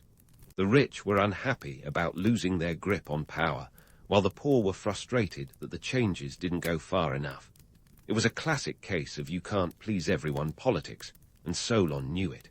He wisely decided to step back after implementing his reforms, leaving Athens to navigate the tumultuous waters he had stirred. He didn't stick around to bask in the glory or the backlash. Instead, he took off on a self-imposed exile, traveling the Mediterranean and probably writing poetry about how much easier it was to deal with the sea than with politicians. In the end, Solon's reforms laid the foundation for what would eventually become the Athenian democracy we celebrate today. But let's not forget that it all started with a city teetering on the edge, saved by a man who dared to shake things up. As Solon sailed away to ponder the mysteries of life and maybe work on his tan, Athens was left to grapple with the aftermath of his reforms. His departure was like dropping the mic at a political rally, leaving the crowd to buzz with excitement and confusion. You see, Solon's rise to power hadn't come out of nowhere. It was like the perfect storm of charisma, poetry, and political savvy that catapulted him into the spotlight. Picture him as a Renaissance man in a toga, if you will. Back in the day, Solon wasn't just any Joe Schmo brandishing reforms like party favors. He was a member of the Eupatridae class, which meant he had the pedigree, but also the rare insight to see beyond his own privilege. His journey to power was a bit like climbing Mount Olympus with one hand tied behind his back. The aristocrats were initially wary of him, as they would be of any reform-minded individual threatening their grip on power. Yet Solon had a knack for diplomacy and poetry, which was the ancient equivalent of being a rock star. His verses were like verbal olive branches that soothed tensions and hinted at a brighter future for Athens. Now let's talk about the nitty-gritty of Solon's reforms. The Seisochtheia, or shaking off of burdens, was no mere sleight of hand. It was a full-on economic revolution. Solon didn't just cancel debts. He went one step further by freeing those who had already been enslaved due to debt. We're talking about thousands of Athenians who got a get-out-of-jail-free card, or more accurately, a get-out-of-slavery card. This was akin to the ancient version of a debt jubilee, and it was a game-changer. But the debt reform was only part of the story. Solon also set his sights on the political system. He didn't just want to level the economic playing field. He aimed to give every Athenian a voice.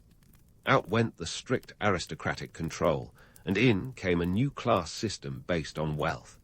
The Pentacosium Dimni, Hippes, Zeugete, and Thetes sounds like a lineup for a rock band, right? Were actually the new socio-political classes, each with varying degrees of power and responsibility. The wealthiest, the Pentacosium Dimni, had the most influence, but even the Thetes, the lowest class, could participate in the assembly. This was Solon's way of saying, hey, even if you're not rolling in drachmas, you get a say. Solon's reforms also included opening the Areopagus, the once exclusive council, to more citizens and revamping the legal system. Now, any Athenian could bring a lawsuit to court, which meant that justice wasn't just for the rich anymore. This was like Athens' first step toward a more democratic society, albeit a baby step. The idea that justice should be accessible to all was revolutionary, even if it was more of a whispered suggestion than a shouted proclamation. But let's not canonize Solon just yet. For all his groundbreaking reforms, he wasn't without flaws. Solon didn't abolish all inequality. He was more like a medieval Robin Hood who decided not to steal from the rich. His wealth-based class system still favored the well-to-do, and while it was a step forward, it wasn't the egalitarian utopia we might imagine. The poor were given a voice, but it was more of a whisper than a shout. Some historians argue that Solon's reforms were more about preventing revolt than promoting equality. After all, a city tearing itself apart is bad for business, and Solon was savvy enough to see that. This brings us to the myth of Solon's infallibility. While he was undoubtedly a pioneer, he wasn't the infallible hero some narratives make him out to be. His reforms didn't fully satisfy either the rich or the poor, which is perhaps the mark of a true compromise. The rich weren't thrilled about losing their absolute power, and the poor were disappointed that equality wasn't served on a silver platter. It's the classic tale of trying to please everyone and ending up with a little bit of dissatisfaction all around. Now, let's sprinkle in some humorous asides about Athenian life. Imagine the scene. Former debt slaves returning to a society that was still figuring out how to function without the shackles of its economic past. They were probably like, "Great, I'm free, but now what?" The adjustment must have been akin to someone today waking up from a year-long digital detox, confusing and overwhelming. Meanwhile, the aristocrats were likely clutching their pearls, or whatever Athenian equivalent, at the thought of sharing power with commoners. It was a classic case of, what do you mean we can't have everything our way? Solon's reforms were a mixed bag of triumph and tribulation, much like life itself. They set the stage for future democratic developments, but they were also a stark reminder that real change is often messy and imperfect. It's easy to romanticize the past and paint Solon as a flawless hero, but the truth is more nuanced. His legacy is a tapestry woven with ambition, compromise, and the harsh realities of human nature. As we wrap up this part of Solon's story, remember that the seeds he planted would take time to germinate. His reforms were just the beginning of Athens' journey toward democracy. Like any good saga, there are more twists and turns ahead. So stay tuned as we continue to unravel the epic tale of Athens and its transformation from a debt-ridden mess to a beacon of democracy. And as always, keep questioning those romanticized narratives, because history, much like life, is rarely black and white. And so, the seeds of reform had been sown, but let's not sugarcoat it. Solon's new Athens wasn't exactly ready for a group hug. The city was more like an awkward family reunion where everyone's pretending to get along, but you just know Uncle Aristocrat is itching to bring up politics. Solon's reforms were a seismic shift, but Athens was still in the early aftershocks, trying to figure out what this new world meant for every Athenian, from the wealthiest Eupatridae to the humblest Thetes. First, let's talk about the aristocrats. These were the folks who'd been living their best lives, throwing symposia like there was no tomorrow, and suddenly found themselves having to share their toys. Imagine them standing there, goblets in hand, as their political clout began to evaporate like the morning mist over the Acropolis. They weren't exactly thrilled to see their centuries-old privileges being divvied up like the last slice of baklava at a crowded dinner party. It was like someone had swiped the velvet rope from their exclusive club and invited the entire city in. The immediate backlash was as predictable as a Greek tragedy. The aristocrats grumbled louder than a chorus of disgruntled cicadas. They were used to running the show, and the idea of wealth-based political power was about as welcome as a Spartan at an Athenian poetry reading. Their response was a mix of indignation and disbelief, not unlike a toddler being told they couldn't have dessert before dinner. "What do you mean the commoners get a say now?" was the unspoken mantra echoing through their marble halls. Meanwhile, the commoners were equally confused, if not downright flummoxed. For many, the concept of participating in government was as foreign as the idea of Wi-Fi in ancient Greece. These were people who had spent their lives with their noses to the grindstone, quite literally, in many cases. Now they were being told they had civic rights and responsibilities.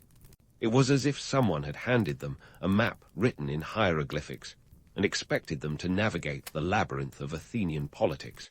The learning curve was steep, and not everyone was equipped with the sandals for this uphill journey. The newly liberated debt slaves, while grateful, faced their own set of challenges. Freedom from debt was liberating, sure, but it also thrust them into a society that hadn't quite figured out what to do with them. They were free in name, but the reality was they had to find a new way to make a living, and that wasn't as simple as flipping a switch. Imagine the scene. A former debt slave, now a free citizen, trying to figure out how to thrive in this brave new world. It was like being handed a blank scroll and asked to write the next chapter of your life story. Exciting but terrifying. Economically, Athens was in a state of flux. Solon's debt cancellation had hit the reset button on the economy, which was a relief for many, but left some financial institutions reeling. Wealth redistribution was never going to be a smooth ride, and the reverberations were felt across the city. The markets had to recalibrate, and the money lenders were probably tearing their hair out, wondering how they'd continue to line their chariots with gold. The rich couldn't just sit back and collect interest anymore. They actually had to get involved in this new system where wealth and power weren't synonyms. Politically, the changes Solon initiated had a ripple effect that left no corner of Athens untouched. The restructuring of the class system was a bold move, but its success hinged on the Athenians' ability to adapt. The Pentacosium Dimni, once at the pinnacle, now had to share the political stage with the Hippes, Zeugete, and even the Thetes. Democracy, in its nascent form, was knocking at the door, but it was going to take time for everyone to figure out how to answer it gracefully. This period of adjustment was rife with comic moments. Picture a wealthy Athenian aristocrat trying to explain the concept of political equity to his bewildered household slaves, or a newly enfranchised farmer attempting to discuss policy at the assembly while his sheep wandered off into the marketplace. These humorous vignettes were the growing pains of a city learning to walk the tightrope of reform without a safety net. Despite the resistance and the chaos, some Athenians embraced the change with open arms. The idea of having a say in the government was intoxicating for those who had never dared to dream of such a thing. The assembly became a lively forum for debate and decision-making. Sure, it was messy, and there were more than a few heated exchanges, but it was a start. Athens was slowly inching toward a more inclusive society, even if it tripped over its own sandals along the way. Yet even as Solon's reforms started to take root, the city remained on edge. The aristocracy, while diminished in power, still had considerable influence and wasn't about to let go without a fight. The poor, meanwhile, realized that equality wasn't as simple as the stroke of Solon's pen. Discontent simmered beneath the surface, a reminder that the road to democracy was far from smooth. Solon himself, having left Athens to its own devices, was likely watching the unfolding drama with a mix of curiosity and relief. His reforms had set the stage for future developments, but the city had to figure out how to act out the play. The balance Solon had struck was delicate, and it would be up to future generations to maintain or dismantle it. As Athens grappled with its new identity, the seeds of democracy were beginning to germinate, albeit slowly. Solon's reforms, though imperfect, were a crucial first step in a long journey. They were a testament to the messy, complicated nature of progress, a reminder that change, while necessary, is never easy. Stay tuned as we continue to explore the twists and turns of this epic tale. Solon's legacy may have been one of compromise and contention, but it set the stage for a city that would one day stand as a beacon of democracy. There's more to uncover in the saga of Athens, so keep your historian hats on and your expectations tempered. This journey is far from over, and the lessons of the past, as ever, remain relevant today. As the dust settled over Solon's Athens, the city was left to grapple with the whirlwind of changes swirling in its agora. Solon's reforms had been radical, no doubt, but like any good plot twist, they left everyone in a state of bewilderment. You see, the thing about sweeping reforms is that they often come with a side order of chaos. Athens was now a city trying to find its footing on the slippery slope of democracy, and let me tell you, it was no easy ride. The immediate aftermath of Solon's changes was a mixed bag of hope and confusion. The debt cancellation had freed many, but it also left a gaping hole in the economy. Former debt slaves, now free citizens, were thrust into a society that hadn't quite figured out what to do with them.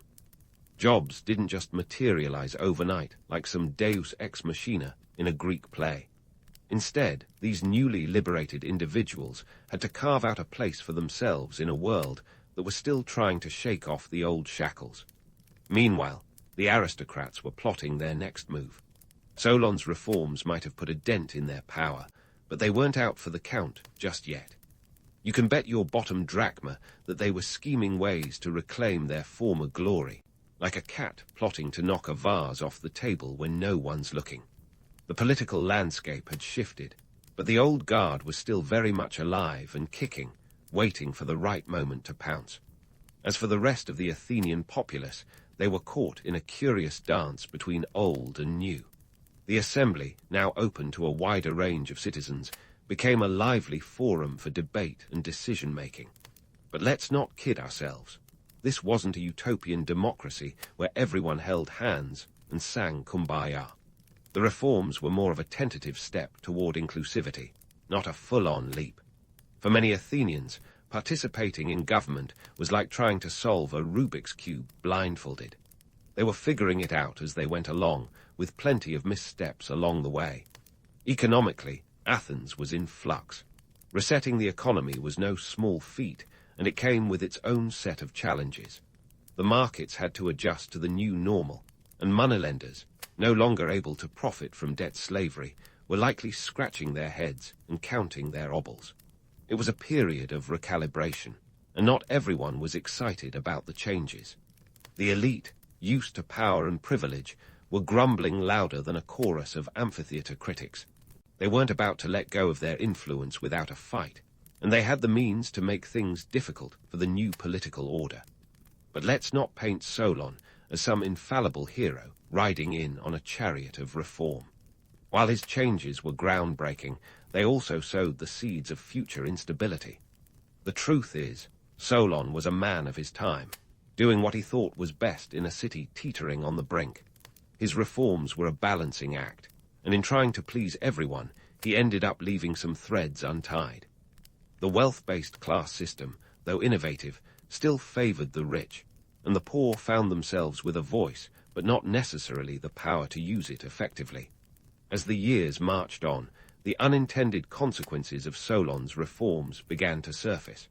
The new political structure was fragile, a house of cards waiting for the slightest breeze to send it toppling. Factionalism reared its head as different groups vied for control, each with their own vision of what Athens should be. The city was a cauldron of competing interests, and it didn't take long for things to start bubbling over. The instability that followed Solon's departure was as predictable as a summer storm. Without his guiding hand, Athens struggled to maintain the delicate balance he had tried to create. The political landscape became a battleground, with various leaders emerging to fill the power vacuum. It was a time of turbulence and tension, a reminder that change, while necessary, often comes with growing pains. One such leader who stepped into the fray was Pisistratos, a charismatic figure who managed to seize power not once, but 3 times. Talk about persistence. His rise to tyranny was a testament to the fragility of Solon's reforms. Pisistratos capitalized on the discontent brewing among the populace, promising stability and prosperity in exchange for power. He was the political equivalent of a wolf in sheep's clothing, and his rule, though marked by some positive developments, was also a stark reminder of the precariousness of democracy in its infancy. Pisistratos' tyranny highlighted the cracks in Solon's foundation. His ability to garner support and manipulate the system was a clear indication that Athens was still a city in search of its identity. The reforms, though progressive, hadn't gone far enough to prevent the rise of autocratic rulers. It was a lesson in the complexities of governance, a reminder that even the best-laid plans can go awry when human nature gets involved. Yet, despite the challenges and setbacks, Solon's legacy endured. His reforms had planted the seeds of democracy, and while the path was fraught with obstacles, it was a journey worth pursuing. The idea that ordinary citizens could have a say in their government was revolutionary, and it set the stage for future developments in Athenian society. It was a slow burn, but the flame of democracy had been lit, and it would continue to flicker, even in the darkest of times. As we delve deeper into the epic tale of Athens, it's clear that Solon's reforms, while imperfect, were a crucial turning point. They were the catalyst for a city in transition, a stepping stone on the road to democracy. But like any good saga, this story is far from over. There are more twists and turns to explore, more lessons to uncover. So stay tuned as we continue to unravel the complexities of Athenian history. There's plenty more to come, and trust me, you won't want to miss it. So there we were, the seeds of democracy planted in the fertile soil of Athens, with Solon having done his best to till the land before sailing off into the sunset. But let's not get ahead of ourselves and break out the laurel wreaths just yet. The reality was that Athens was more like a fledgling startup than a well-oiled democratic machine. The city still had a few bugs to iron out. Now, fast forward a bit to the aftermath of Solon's reforms. Picture Athens as a teenager going through a particularly awkward growth spurt. The city was trying to find its identity, grappling with the new political landscape Solon had crafted. The reforms had been a bold step forward, but they were also like a new pair of sandals, exciting yet blister-inducing until properly broken in. Let's talk numbers for a moment. Solon's introduction of the class system, based on wealth rather than birthright, was groundbreaking. The Pentacosium Dimni, the top echelon, needed to own at least 500 medimnoi, roughly 15,000 gallons, of grain per year to qualify. Meanwhile, the Thetes, the lowest class, were those who produced less than 200 medimnoi. This wasn't just a reshuffling of the political deck, it was a complete overhaul. But despite the new opportunities for participation, the reality was that power still gravitated towards the wealthy, like bees to honey. The romantic tale of Athens evolving into a bastion of democracy conveniently skips over the bumps in the road. Solon's reforms were a bit like installing a shiny new operating system on an ancient computer. There were bound to be glitches. The political scene post-Solon was marked by a tug-of-war between the old guard and the new players. Factionalism was rife, with three main groups, the plain, the shore, and the hill, each representing different economic interests. The plain, mostly wealthy landowners, wanted to maintain the status quo. The shore represented the commercial class, eager for broader reforms, while the hill, primarily composed of poorer citizens, sought even more radical changes. It was a political soap opera with enough drama to rival any modern-day election. Into the age of the tyrants. Pisistratos, that persistent opportunist, seized power and held onto it like a dog with a bone. His three-time takeover, yes, you heard that right, 3 times, was a testament to the instability of the system. He was like the ancient Greek version of a reality TV star, always managing to stage a comeback. Under his rule, Athens saw economic growth and architectural development, including the construction of the first Parthenon. But let's not sugarcoat it. Tyranny is still tyranny, even with a side of cultural patronage. Pisistratos' rule highlighted the fragility of Solon's reforms. It was as if the city had installed a new democracy app, but forgot to update its security settings. The system was vulnerable to exploitation, and Pisistratos took full advantage. His reign was a reminder that even with the best intentions, democracy's path is fraught with challenges. Yet, the legacy of Solon's reforms endured. They were like the first draft of a work in progress, a blueprint that future Athenians would tweak and refine. When Pisistratos' dynasty eventually crumbled, the groundwork laid by Solon allowed for further democratic advancements. Enter Cleisthenes, often dubbed the father of Athenian democracy, who took the Solonian system and ran with it.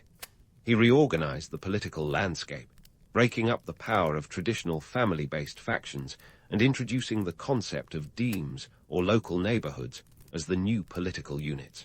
Cleisthenes' reforms were the next logical step in the evolution of Athenian democracy, building on the foundation Solon had established. But let's not get misty-eyed just yet. Democracy in Athens, while revolutionary, was far from perfect. It was exclusive, accessible only to male citizens, leaving women, slaves, and foreigners out in the cold. The much idealized assembly could be more chaotic than a Black Friday sale, with citizens shouting their opinions like ancient Twitter users. And while participation was open to all eligible citizens, the reality was that those with the time and resources to engage in politics often had the loudest voices. So, how much credit does Solon really deserve in the grand scheme of things? Well, he was like the first domino in a series that would eventually topple toward a more inclusive system. He didn't create democracy as we know it, but he set Athens on the path toward it. His legacy is a testament to the power of incremental change and the importance of laying the groundwork for future generations. In the end, Solon's story is a reminder that history is rarely black and white. It's full of grey areas, compromises, and unintended consequences. Solon wasn't a saint, but he was a savvy statesman who understood the need for balance in a city on the brink. His reforms were far from perfect, but they were a crucial step in the long and winding road toward democracy. As we wrap up this exploration of Solon's legacy, let's take a moment to appreciate the messy, complicated nature of progress. History isn't a neat and tidy story with a clear beginning, middle, and end. It's a tangled web of human ambition, folly, and resilience.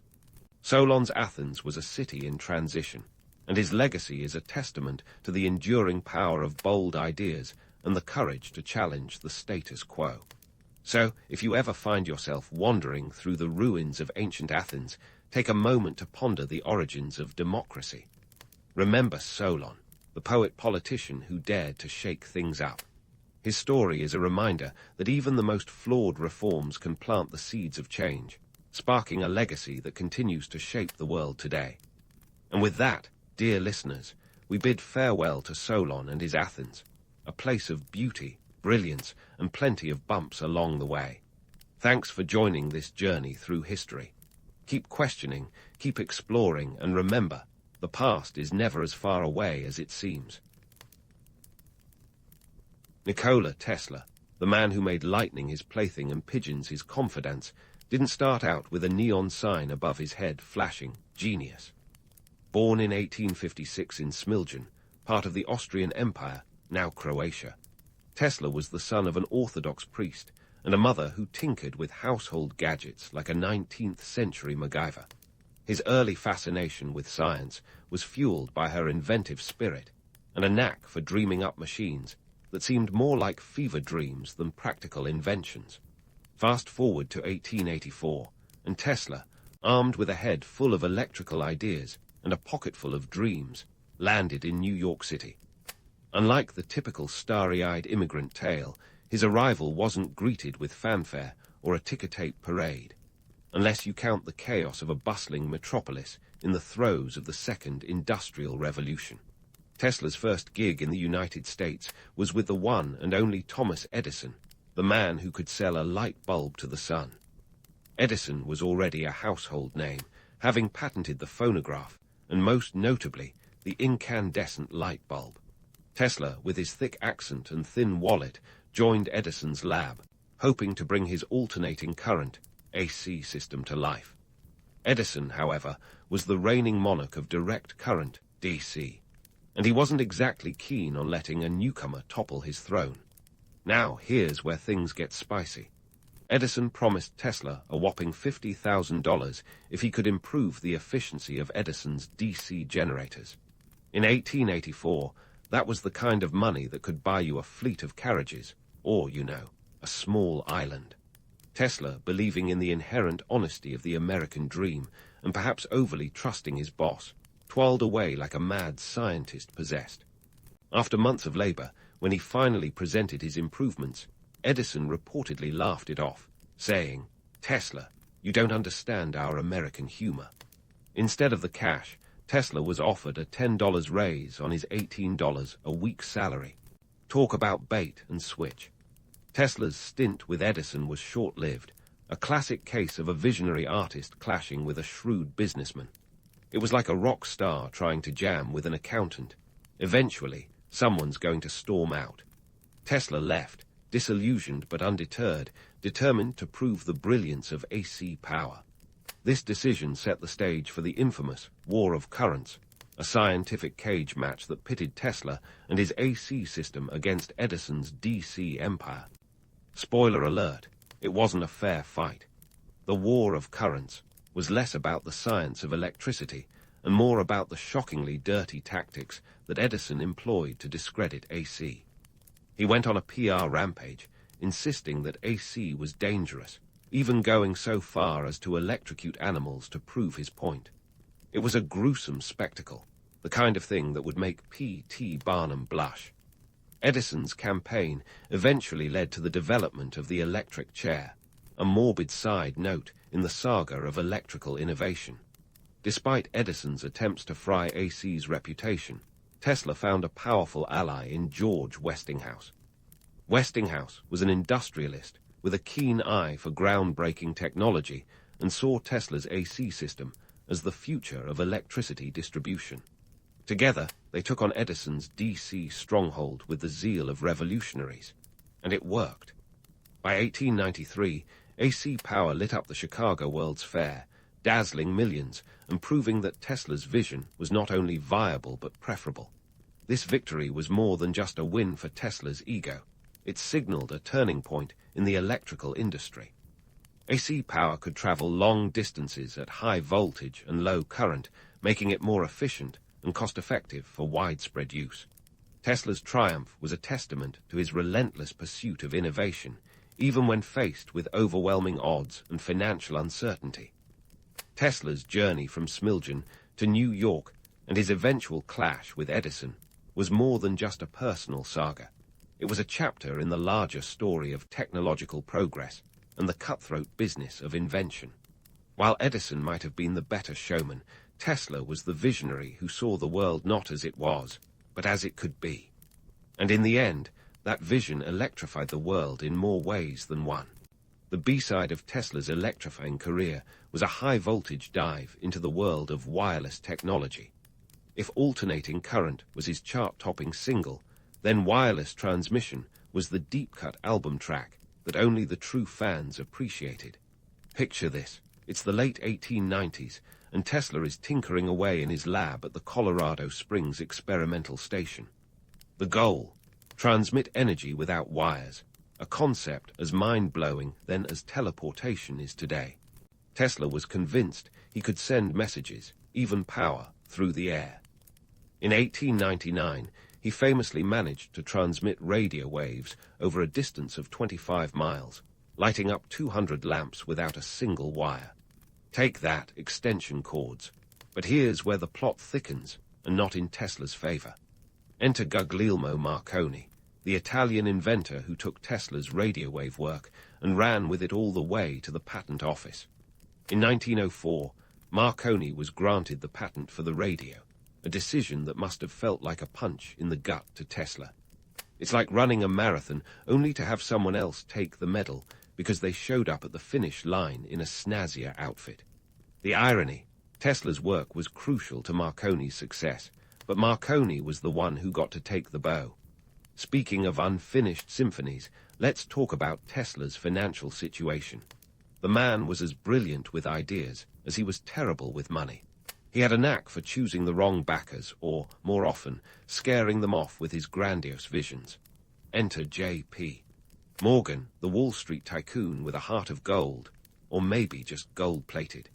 Tesla convinced Morgan to invest $150,000, about $4 million today, in his plan to build the Wardenclyffe Tower on Long Island, a massive wireless transmission station that Tesla claimed would provide free energy to the world. Morgan was intrigued, likely thinking, free energy, how much can we charge for that? Construction of the Wardenclyffe Tower began in 1901, a towering testament to Tesla's dream, with a 187-foot-tall skeleton that looked more like a sci-fi movie set than a real-world project. But as the costs soared, Tesla's vision started to look more like a mirage. Morgan, ever the pragmatic businessman, pulled the plug when he realized that free energy for all wasn't a particularly lucrative business model. No surprise there. Anyone who's ever paid a utility bill could have told Tesla that. Tesla's finances were a roller coaster ride with more dips than peaks, and the irony of his financial misfortunes wasn't lost on him. Despite his numerous patents and groundbreaking work, he often found himself scrambling for cash like a college student at the end of the semester.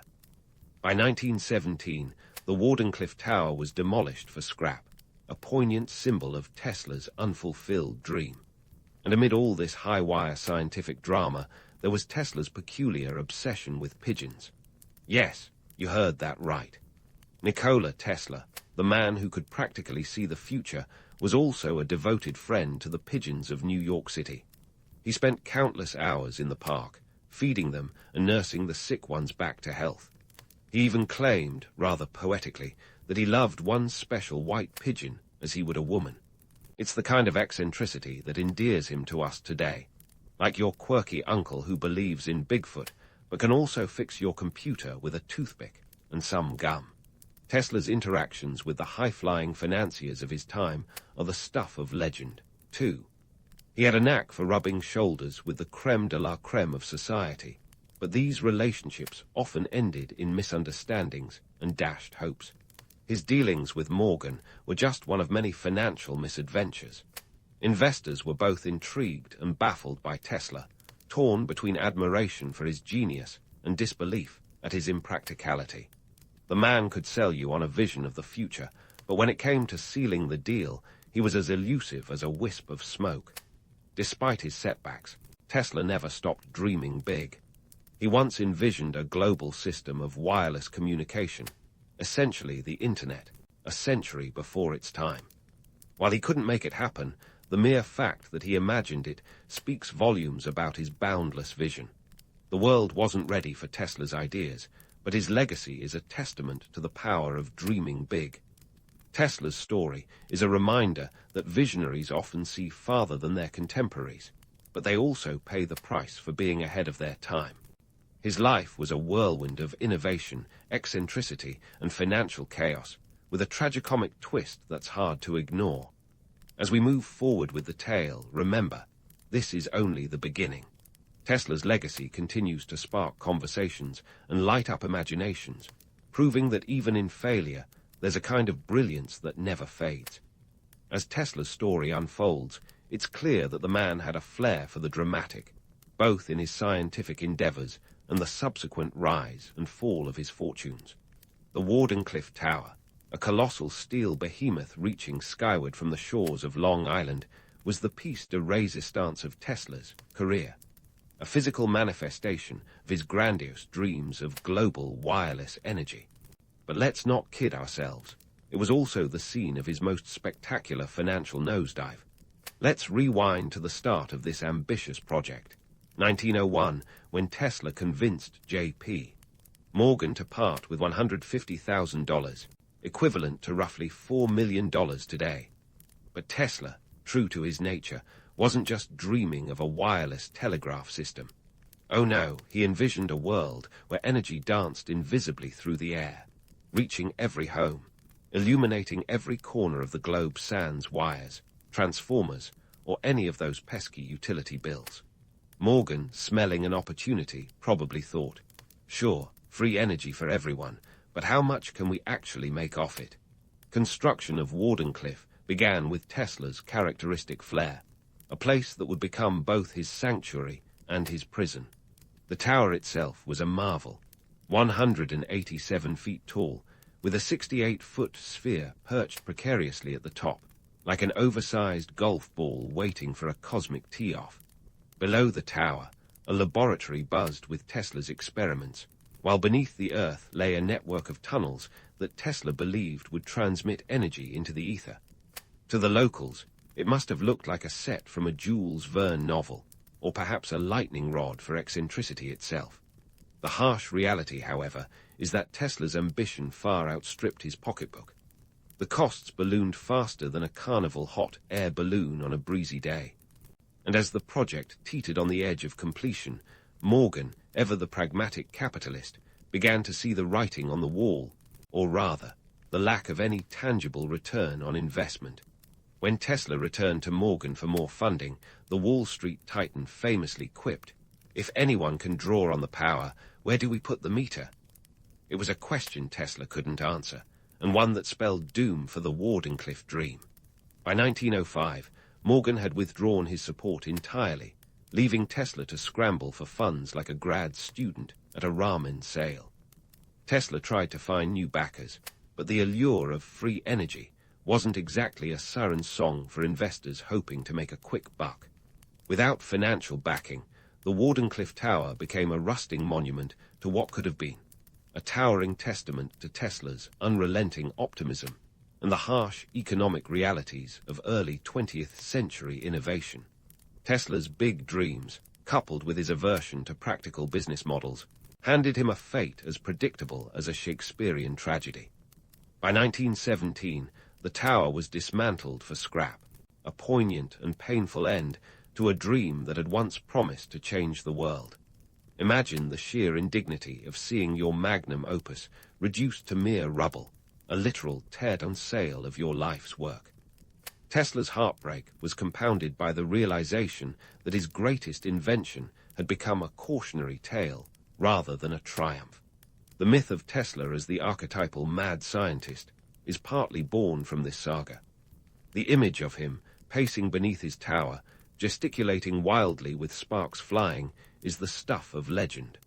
And while the reality was less cinematic, there's no denying that Tesla's eccentricity was real. He was a man who conversed with pigeons, avoided touching hair, his own included, and had an aversion to pearls that bordered on pathological. Yet the notion of Tesla as a mad genius obscures the real tragedy, a visionary undone not by his ideas, but by a world unprepared to embrace them. As Tesla's influence waned, so too did his ability to attract the financial backing that had once seemed inevitable. The technological world was moving on without him, and the one-time wunderkind of electricity found himself sidelined. By the time Wardenclyffe fell, Tesla was already yesterday's news, his once bright star eclipsed by the changing tides of industrial progress and a growing media that preferred the success stories of men like Edison and Marconi. Despite this decline, Tesla's dreams never truly died. He continued to tinker with ideas that were decades ahead of their time, like particle beam weapons and wireless communication.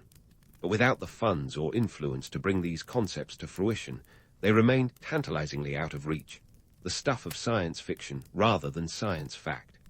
Tesla's declining years were marked by a desperate cling to relevance, a struggle that saw him living in modest hotels, relying on the charity of friends, and feeding pigeons in New York's parks, a far cry from the days of electrifying the world. In the end, Tesla's story is a complex tapestry of brilliance and folly, innovation and impracticality. He was a man who saw the world not as it was, but as it could be, a visionary undone by the very scope of his vision. Yet, even in failure, Tesla's legacy continues to inspire. His dreams, though unrealized in his lifetime, laid the groundwork for the technological marvels we enjoy today. So, as we close this chapter on the Wardenclyffe Tower and Tesla's tumultuous relationship with the financial titans of his time, remember that history is as much about the dreamers as it is about the doers. And while Tesla's dreams may have crumbled into rust and ruin, the echoes of his genius reverberate across the ages, a reminder that the line between genius and madness is often just a matter of perspective. The legend of Tesla endures, not because he succeeded, but because he dared to dream bigger than anyone else. And in the grand scheme of history, that's a legacy worth remembering. But don't pack up your Tesla fandom just yet. The man may have been down, but he was far from out. Enter the final act of Tesla's life, a period marked by audacious ideas and just enough showmanship to make P.T. Barnum look like a wallflower. First, let's set the stage at the 1893 World's Fair in Chicago, where Tesla's AC motor took center stage. Picture it. Tesla, the electric wizard himself, standing amidst a sea of incandescent bulbs, all powered by the very AC current Edison had tried to snuff out. It was a light show that would make even today's rock concerts look dim. This was Tesla at his theatrical best, lighting up the fair and wowing the crowd, including one George Westinghouse. Tesla's demonstrations were not just about the raw power of electricity. They were a spectacle, a peek into a future lit by his brilliance. But here's the kicker. While Tesla was dazzling audiences, others were banking the profits. The fair was a triumph of publicity, yet Tesla's financial situation remained as bleak as a blackout. The man could light up a city, but keeping his own lights on was another matter. Fast forward to Tesla's later years, where his penchant for ambitious projects only grew. One of his more colorful claims was the invention of a death ray. a particle beam weapon so powerful it could bring down planes from 250 miles away. Now, before you start picturing Tesla as a Bond villain, let's unpack this. The so-called death ray was part of Tesla's idea for a peacekeeping machine, ironic, given its name. He pitched this to governments in the 1930s, claiming it would render warfare obsolete. But without evidence or a working prototype, it remained a pipe dream, more sci-fi than science fact. Now, onto the myth of Tesla's perpetual energy machine, which sounds like something straight out of a steampunk novel. In reality, the idea of a machine that could generate infinite energy without input defies the laws of physics. Yet the allure of free, endless energy was irresistible to many, making this one of the most persistent myths around Tesla's legacy. It's easy to see why such tales have staying power. Tesla's life was already a mix of brilliance and eccentricity, making it fertile ground for legends. But the perpetual motion machine remains just that, a legend. Let's not forget the man's uncanny knack for predicting future tech. Tesla foresaw smartphones, proposing a device that would fit in a vest pocket and allow communication across the globe. Remember, this was in the early 20th century, when the most advanced form of mobile communication was shouting across a room. Tesla's visions of wireless communication were spot on, yet he couldn't convince investors to take the plunge. Then there was his fascination with mechanical oscillators. Tesla built a small device that he claimed could cause earthquakes if tuned to the right frequency. Legend has it, he tested it in his Manhattan lab, causing the building to shake and prompting a visit from the police. In true Tesla fashion, he supposedly smashed it with a sledgehammer before they arrived. All these stories paint a picture of a man wrestling with a world not yet ready for his imagination. Tesla saw the future, but it's a future he didn't live to see realized. By the 1930s, he was living in relative obscurity, holed up in a series of New York hotels, his once grand visions reduced to blueprints and theories. Tesla's later years were marked by financial struggles and an increasing detachment from the world's technological pulse. Yet, the world owes much to his unbridled creativity. Today, we celebrate Tesla not just for his patents, but for his audacity to dream big, to look beyond the horizon when others were content with what was in front of them. As we edge closer to the end of Tesla's tale, remember that his legacy is as much about the dreams that didn't pan out as it is about the ones that did. His life is a testament to the power of imagination, a reminder that even the most outlandish ideas can one day change the world. The curtain may have fallen on his life, but Tesla's influence continues to pulse through modern society like a live wire, electrifying our imaginations and reminding us that the line between genius and madness is not just thin, it's electrifying. As Tesla's story draws to a close, let's clear up a few things about his legacy. Yes, Nikola Tesla was a visionary who dreamed up wireless communication and energy transfers that were, quite frankly, science fiction in his day. But the truth is, he wasn't a lone genius working in isolation like some kind of lightning-whispering hermit.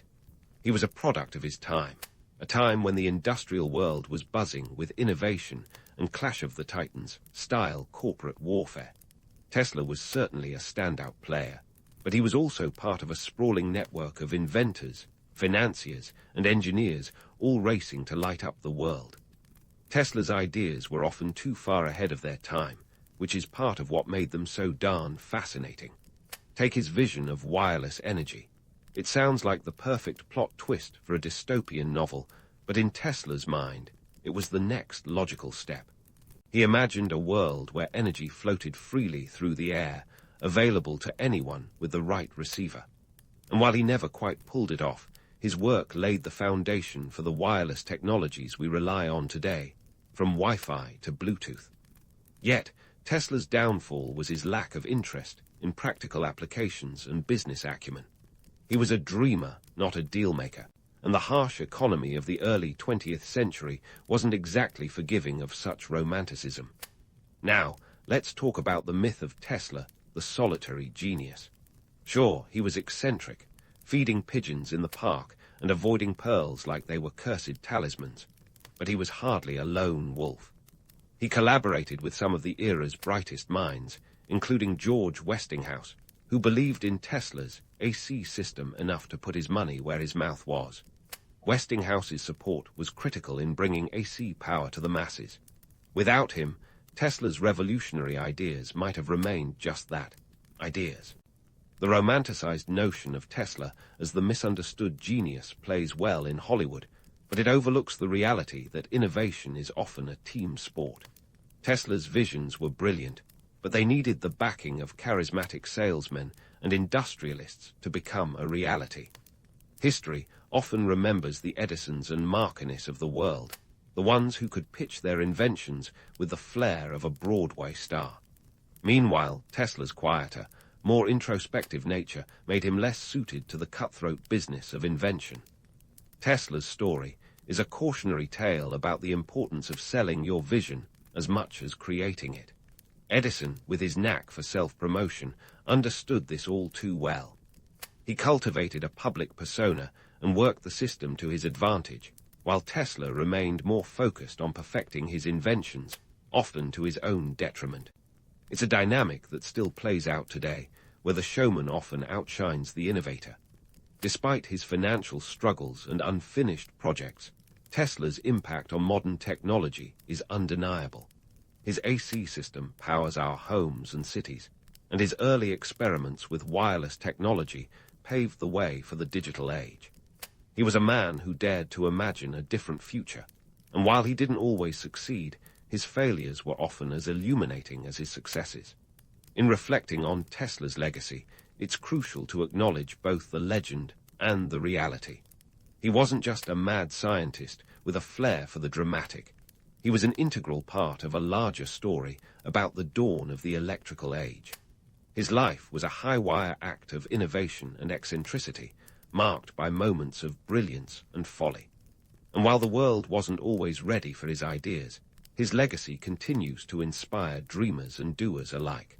So next time you flip a light switch or connect to a wireless network, give a nod to Tesla. He might not have cashed in on his visions during his lifetime, but his ideas have electrified our world in ways he might have only dreamed possible. And perhaps, in the grand tapestry of history, that's the best kind of legacy, one that sparks the imagination and lights the way for future generations. Tesla's story is a testament to the power of visionary thinking, even when it doesn't align perfectly with reality. He reminds us that the dreamers often see beyond what others can grasp. And while they might not always fit neatly into the world as it is, their visions help shape the world as it could be. In the end, Tesla's greatest invention might just be the enduring legacy of dreaming big and daring, to fail spectacularly in the pursuit of greatness. Aristotle's early life wasn't exactly a Hollywood script waiting to happen, but it did have its moments of intrigue and humor. Born in 384 BCE in Stagira, a small town in what is now northern Greece, Aristotle was the son of Nicomachus, the court physician to the Macedonian king. Talk about starting life with a silver spoon, or perhaps more accurately, a gilded syringe. Little Aristotle, surrounded by an aura of medicine and academia, was bound to have a head start in the intellectual department. But as fate would have it, his parents checked out from the mortal coil a bit early, leaving him to be raised by a guardian. Lucky for Aristotle, this twist of fate led him to Athens at the sprightly age of 17, where he would join Plato's academy and make a name for himself as the ultimate teacher's pet, or perhaps teacher's headache. Now, if you think college rivalries are intense these days, wait till you hear about the ancient intellectual slugfest that was Plato versus Aristotle. Aristotle was dubbed the reader by his fellow students, not because he casually flipped through a philosophy book now and then, but because he devoured them like a philosophical Pac-Man. He was that kid in class who raised his hand a little too eagerly, ready to outdebate everyone in a 50-mile radius. While Plato was busy envisioning a world of ideal forms, Aristotle was more interested in how things actually worked here on good old Earth. This philosophical curiosity sometimes clashed with Plato's more abstract, head-in-the-clouds theories. In a way, it was the original odd couple, Plato the dreamer, Aristotle, the methodical realist. Aristotle's attempts to outshine Plato often bordered on the comical. Picture this: a young man so engrossed in his studies that he probably had more ink stains than clean togas. He was like that overachieving colleague who sends emails at 3 a.m. just to remind you they're grinding while you're snoring. While Plato was busy pontificating about the world of forms, think of it as the metaphysical equivalent of a celestial Pinterest board. Aristotle was busy scribbling down notes on everything from biology to ethics. He had a penchant for categorizing and analyzing the world, which is why he'd later become the father of Western philosophy. But back then, he was just the guy who asked too many questions. Despite his earnest attempts, Aristotle's relationship with Plato was a mixed bag. Plato was fond of his prodigious pupil, but he probably rolled his eyes more than once at Aristotle's relentless need to poke holes in his theories. Plato's dialogues, filled with Socratic wisdom, weren't exactly bedtime stories for Aristotle. He found them fascinating yet frustratingly ungrounded. Aristotle wanted to know the nuts and bolts of existence, while Plato was busy sketching the blueprints of an ideal reality. It's like if one was trying to build a house, while the other was dreaming up a castle in the sky. The tension was palpable, but it was also this friction that sharpened Aristotle's intellectual sword.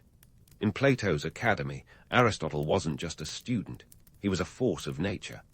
Imagine an ancient Greek classroom filled with students in chitons debating the essence of life, the universe, and everything.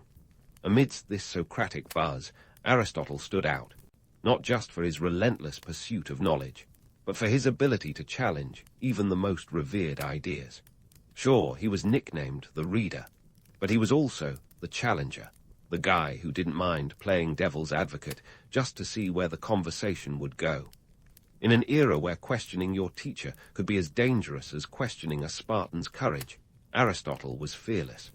But let's not paint too rosy a picture. Aristotle wasn't always the most diplomatic of students. His critiques of Plato's theories weren't always wrapped in velvet gloves. It's said that when Plato described man as a two-legged animal without feathers, Aristotle cheekily tossed a plucked chicken into the classroom with the words, "Behold, Plato's man." Now, whether this tale is apocryphal or not, it perfectly captures the dynamic between the two. Aristotle, ever the pragmatist, was ready to bring the lofty ideas of his mentor crashing down to earth with a well-timed punchline. While his relationship with Plato was complicated, it's undeniable that the academy was the crucible where Aristotle's philosophical metal was forged. It was here that he honed his skills in dialogue and debate, absorbing and challenging the ideas of the greatest minds of his time. His time at the academy was like a prolonged intellectual boot camp, where he not only bulked up his brain power, but also developed his own distinctive voice. By the time he left Athens after Plato's death in 347 BCE, Aristotle was no longer just the reader. He was a philosopher in his own right, ready to take on the world, one logical argument at a time. The journey from Stagira to Athens, from eager student to philosophical heavyweight, was not without its quirks and challenges. But through it all, Aristotle remained undeterred in his pursuit of knowledge. And while he may have occasionally ruffled the feathers of those around him, literally and metaphorically, his insatiable curiosity and unyielding dedication to understanding the world laid the foundation for a legacy that would endure for centuries. As we continue to explore his life and works, we'll discover more about how this ancient thinker shaped our understanding of everything from ethics to astronomy, and why, even today, we still find ourselves captivated by the wisdom of Aristotle, the reader, who dared to write his own chapter in the annals of history. As Aristotle departed from the intellectual hothouse of Athens after Plato's death, he wasn't just a philosopher in search of a purpose. He was a man on the cusp of an unexpected career pivot. Enter stage left. Philip II of Macedon, a king with a keen eye for talent and a penchant for conquest. In 343 BCE, Philip summoned Aristotle to become the tutor of his son, the then 13-year-old Alexander. Yes, that Alexander, the one destined to be great. Picture the scenario. Aristotle, the methodical realist, being tasked with moulding a teenage prince who was likely as headstrong as a bull in a pottery shop.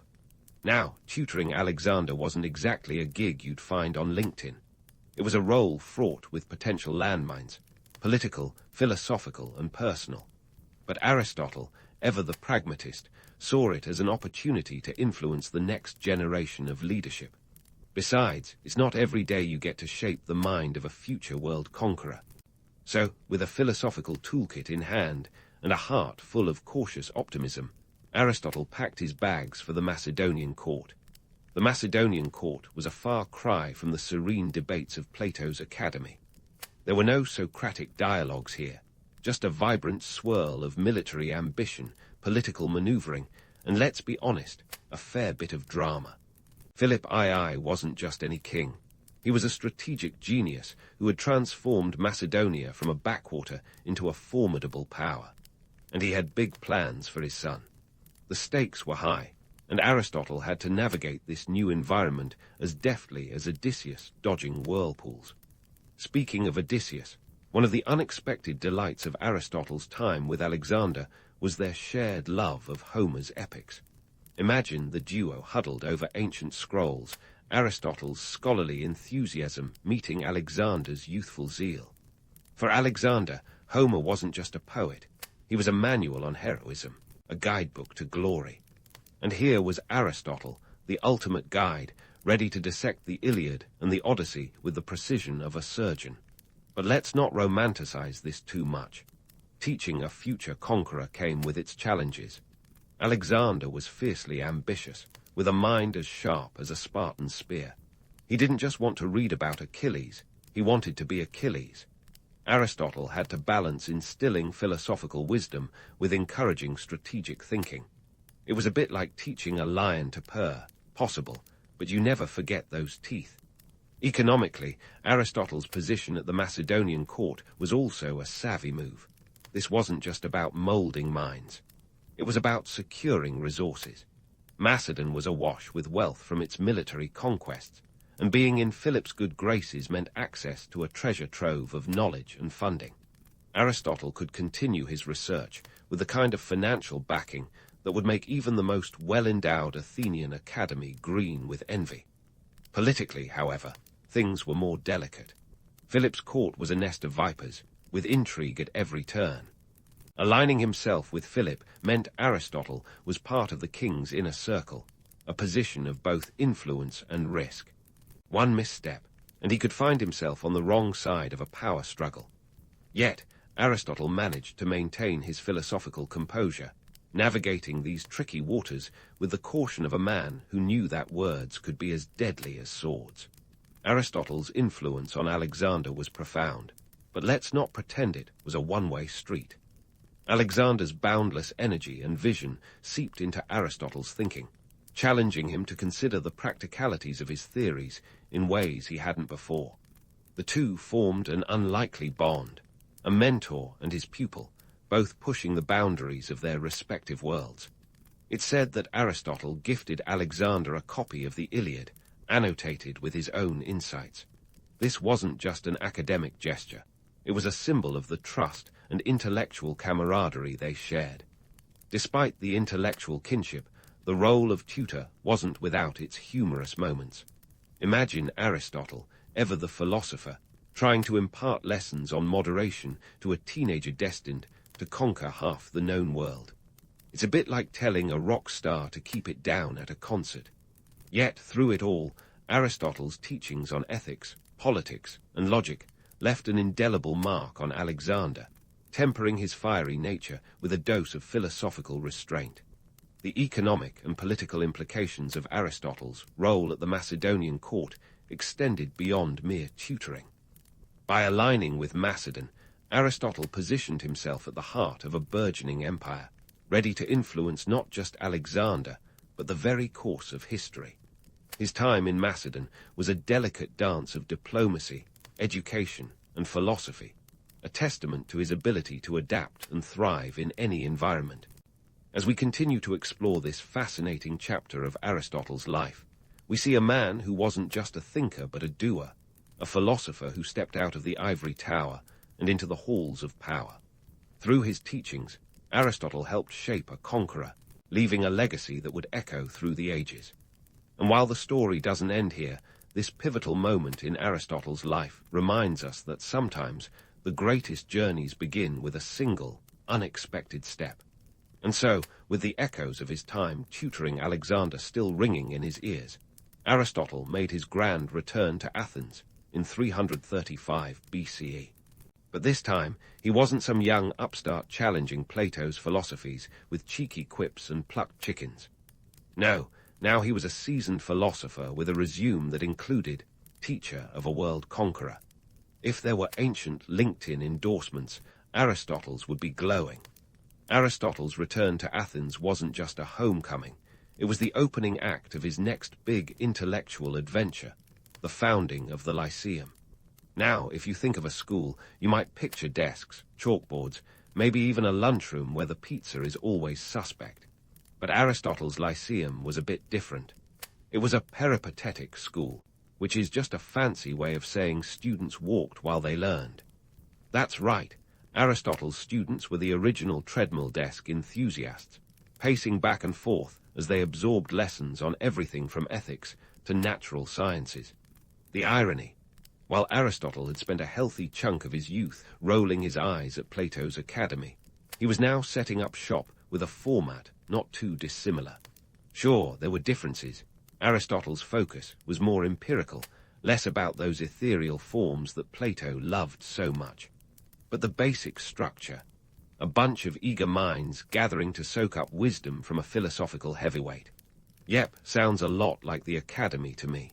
It's a bit like those people who swear they hate reality TV but never miss an episode of The Bachelor. Sometimes you become what you once scoffed at. Running a school in ancient Athens wasn't all philosophical debates and walking seminars, though. There were logistical hurdles aplenty. First, let's talk money. Unlike today's universities with their glossy brochures and sky-high tuition fees, the Lyceum operated in a world where educational funding came from private patrons or the teacher's own pocket. Aristotle wasn't exactly rolling in drachmas, but he was savvy enough to secure backing from wealthy benefactors who were eager to be associated with his intellectual clout.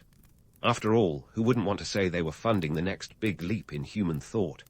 Then there was the curriculum.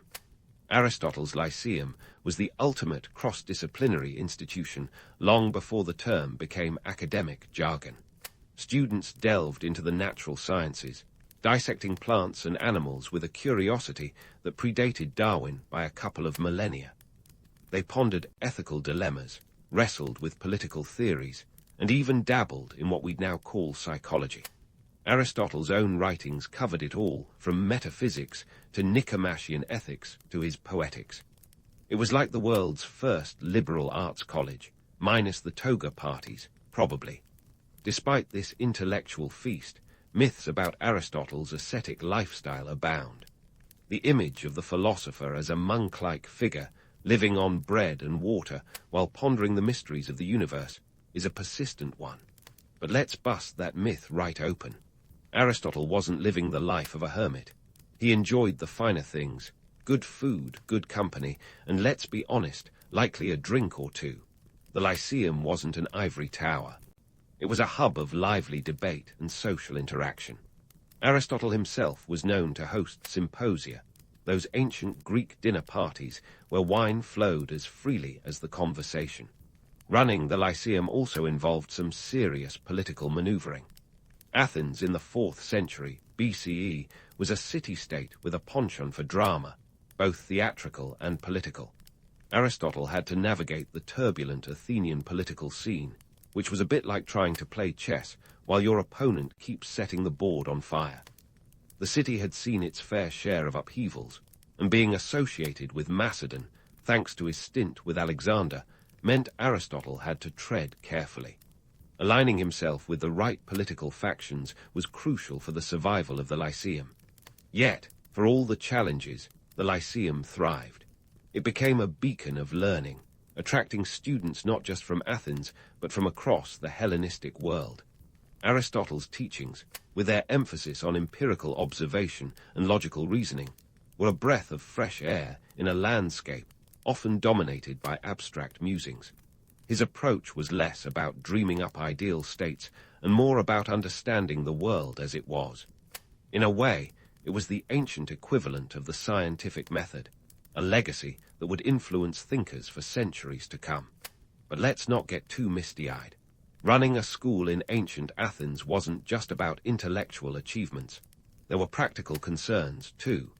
Maintaining the Lyceum required resources, scrolls, instruments, even the occasional animal for dissection. This wasn't just a school. It was an early research institute, and like any good research institute, it needed funding. Aristotle had to be as much an administrator as a philosopher, ensuring that his school had the means to continue pushing the boundaries of human knowledge.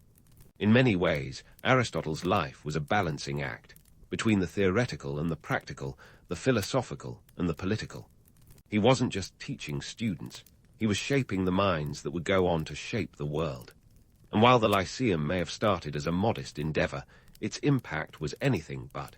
It was a place where ideas were born and tested, where the seeds of future revolutions in thought were sown.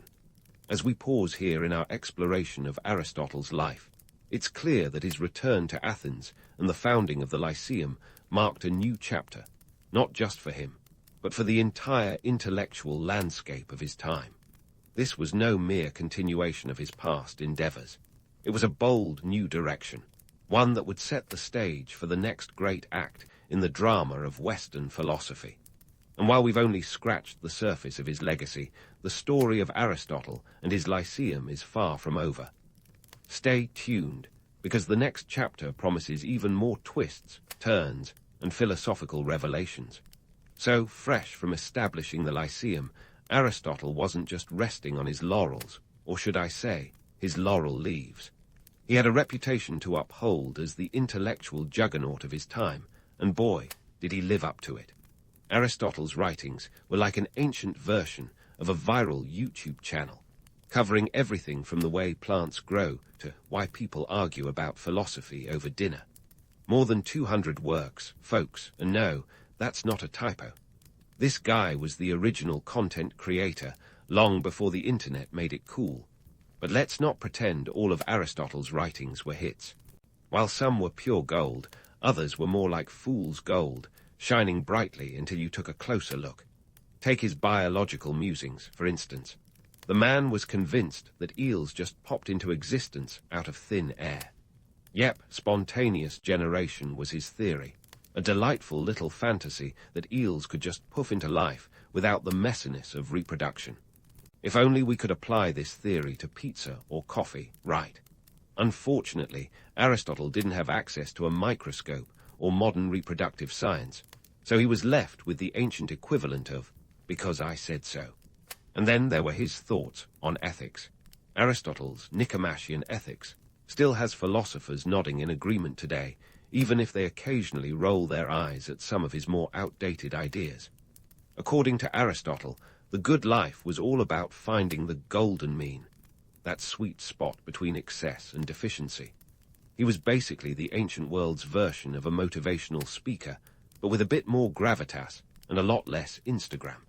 He asked us to imagine virtue like a perfectly balanced scale, where courage wasn't about being reckless or cowardly, but just right in the middle. Goldilocks would have been proud. However, not everything Aristotle pennied was a home run. In politics, he argued that some people were natural slaves, destined to serve others. Not exactly a viewpoint that stands the test of time, but it was a sign of the social realities of his era.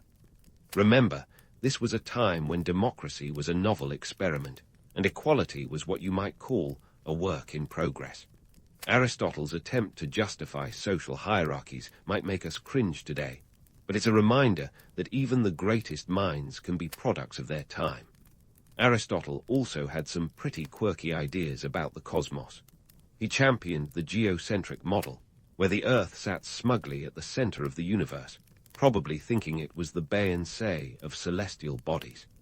Copernicus would later come along to drop the mic on that one, but Aristotle's model held sway for centuries. It's a classic case of close, but no cigar, proving that even the smartest folks can occasionally miss the mark by a solar system or two. Then there's his fascination with logic and reasoning, which might sound dry until you realize it's the foundation of everything from computer programming to Sherlock Holmes deductions. Aristotle's Organon laid the groundwork for what we now call formal logic. He was the original detective, piecing together clues with syllogisms and logical proofs long before CSI. Athens was a thing. If you've ever argued your way out of a speeding ticket, you might owe Aristotle a thank you. Economically speaking, Aristotle's influence extended beyond philosophy. His thoughts on economics, particularly in politics, were a mixed bag of insight and eyebrow-raising claims. He had this notion that usury, or charging interest on loans, was unnatural. I mean, try telling that to your credit card company. Yet, in a world where trade and commerce were becoming increasingly important, Aristotle's ideas on wealth and resources were being put to the test in real time. Let's not forget Aristotle's dabblings in the arts. His Poetics dissected the elements of drama and tragedy like an ancient Greek Simon Cowell, critiquing what made a good plot twist or a tragic hero. He laid out principles that still resonate with playwrights and screenwriters today. So, the next time you're binge-watching a drama series, remember that Aristotle might have had a hand in its storytelling DNA. Of course, debunking myths about Aristotle's life and work is as much a pastime as reading his actual writings. Some tales are more fanciful than factual, like the idea that he was a solitary hermit scribbling away in isolation. In reality, Aristotle was more like the life of the intellectual party, hosting symposia where wine and ideas flowed freely. He was a social creature, engaging with students, patrons, and fellow thinkers, his home a buzzing hub of cerebral activity. Now, let's address the elephant in the room, or perhaps the philosopher in the auditorium. Aristotle's contributions weren't just confined to dry academic tomes. His work was a living, breathing part of the society around him, influencing everything from political theory to scientific inquiry. His observations, even the ones that turned out to be spectacularly wrong, sparked debates and further exploration. And isn't that the ultimate goal of any philosopher, to get people thinking, questioning, and occasionally arguing over the dinner table? Despite his towering intellect, Aristotle's legacy is a reminder that nobody, not even the so-called father of Western philosophy, is infallible. He was a man of his time, grappling with the knowledge and social norms available to him. Yet his willingness to question, to push boundaries, and to sometimes laugh at the absurdity of it all is what makes his work endure. It's a testament to the messy, beautiful process of human inquiry. As we dig deeper into the labyrinthine corridors of Aristotle's mind, remember that his journey was as much about the questions he raised as the answers he provided. So, while we marvel at his insights and chuckle at his missteps, let's keep our curiosity unquenched. After all, the next chapter in Aristotle's saga promises more surprises, more lessons, and maybe even a few more eels popping up when we least expect them. Stay tuned, because the philosophical ride is far from over. Now, as Aristotle continued to wade through the intellectual waters of ancient Greece, his later years were anything but a gentle paddle. If anything, they were more like a whitewater rafting adventure without a life jacket. By 322 BCE, Aristotle found himself in the middle of a political maelstrom, and it wasn't the kind he could navigate with just logic and rhetoric. First off, let's set the scene. Athens was a city in flux, a place where political factions shifted like sand dunes in a desert storm. The Athenians were having a bit of an identity crisis, torn between their democratic ideals and the looming shadow of Macedonian influence. And unfortunately for Aristotle, his ties to Alexander the Great, his former pupil and full-time world conqueror, weren't exactly a badge of honor in anti-Macedonian circles. Now, you might think a philosopher could steer clear of political landmines by sticking to scrolls and symposiums, but Aristotle found himself in the crosshairs. His association with Macedon was like wearing a t-shirt that said, "I heart imperialism," in a city that was, let's say, not a fan. The situation was further complicated when the Athenians decided to dust off an old favorite, the charge of impiety. Impiety, the charge that keeps on giving. If it sounds familiar, that's because Socrates, the OG of philosophical thought, had been slapped with the same accusation. And we all know how that turned out. Spoiler alert, not great. So when Aristotle got wind that he was facing the same charge, he took a leaf out of the pragmatist's playbook and decided to hightail it out of Athens. His reasoning: to avoid giving the city a chance to sin twice against philosophy. A noble sentiment, sure, but also a strategic retreat. Aristotle's final political blunder was less of a dramatic showdown and more of a quiet exit stage left. He retreated to Chalcis, a city on the island of Euboea, where he planned to ride out the storm. But life had other plans. Aristotle died there in 322 BCE at the age of 62, possibly from a stomach illness. Not quite the grand finale one might expect for a man of his intellectual stature, but life, as history shows, often has a dark sense of humor. Now, Aristotle's death wasn't the end of his story, not by a long shot. His philosophical legacy was like a particularly stubborn stain on the fabric of history, refusing to be washed away. His works, covering everything from logic to ethics, from politics to metaphysics, were preserved and studied by generations of scholars. Yet, as with any game of historical telephone, interpretations of his work varied wildly. For instance, the medieval scholastics in Europe took Aristotle's writings and ran with them, sometimes straight into a philosophical cul-de-sac. They dubbed him the philosopher, which sounds grand until you realize it became a bit of a catch-all for whatever they couldn't explain.